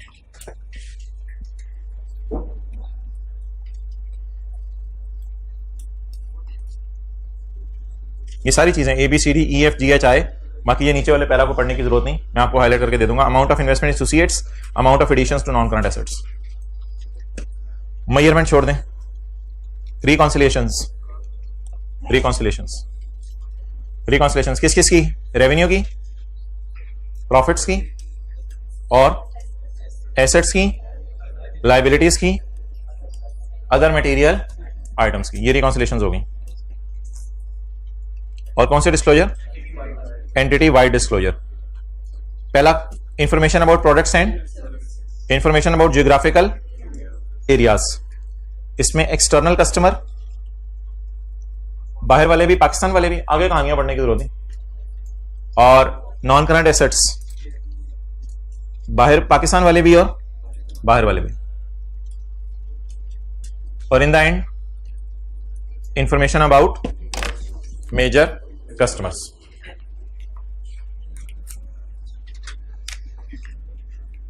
अच्छा, आपसे एक मशवरा चाहिए था, फिर कैमरा इधर ले आओ।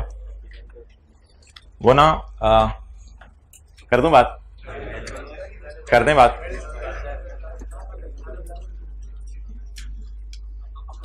अपवर्ड,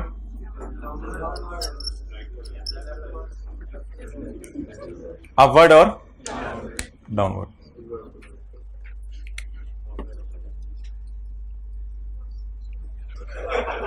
अच्छा,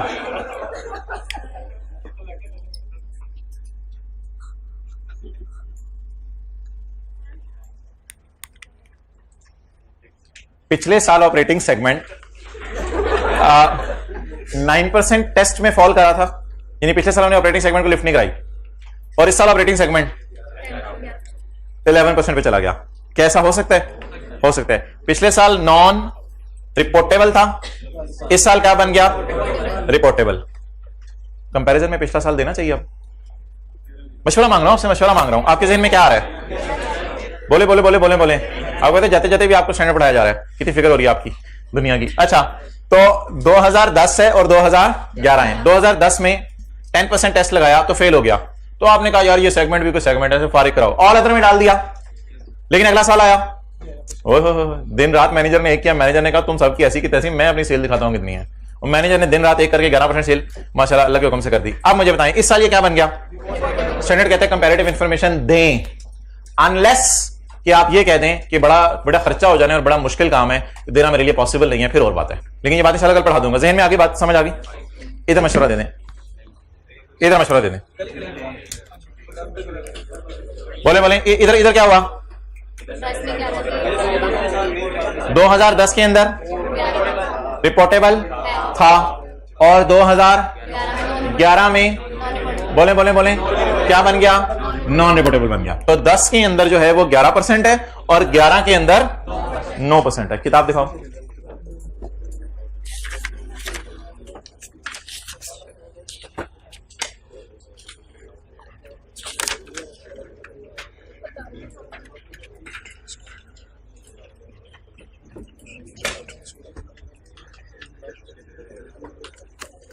मशवरा दें, फिर मैं स्टैंडर्ड का बता दूं क्या करें। मशवरा दें, पिछले साल तो करेंगे डिस्क्लोज। क्यों करेंगे डिस्क्लोज?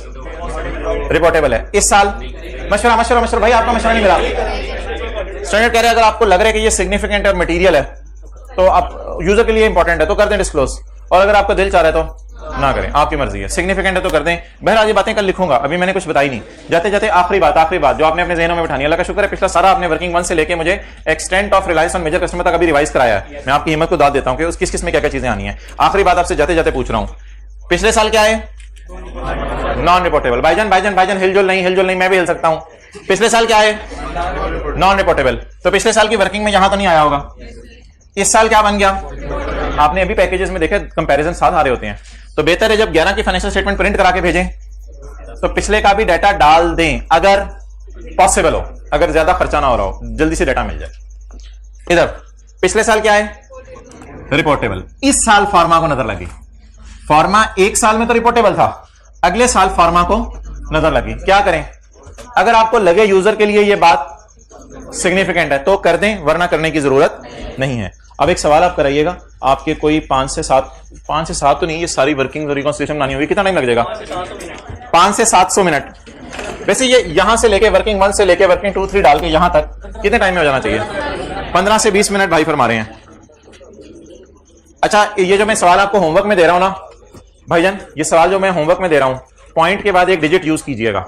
अगर आप पॉइंट के बाद एक डिजिट यूज नहीं करेंगे तो दोनों फिगर्स आपको 13 रुपए और 13 रुपए नजर आ रही होंगी, वो फिर गलत नतीजे पे चली जाएंगी। तो पॉइंट के बाद एक डिजिट यूज कीजिएगा, क्योंकि जब मैंने सवाल बनाया था, बनाने के बाद पता चला कि सवाल इतना बॉर्डर पे नहीं बनाना चाहिए था कि स्टूडेंट को मसला हो जाए, इसलिए पॉइंट के बाद एक डिजिट यूज करें।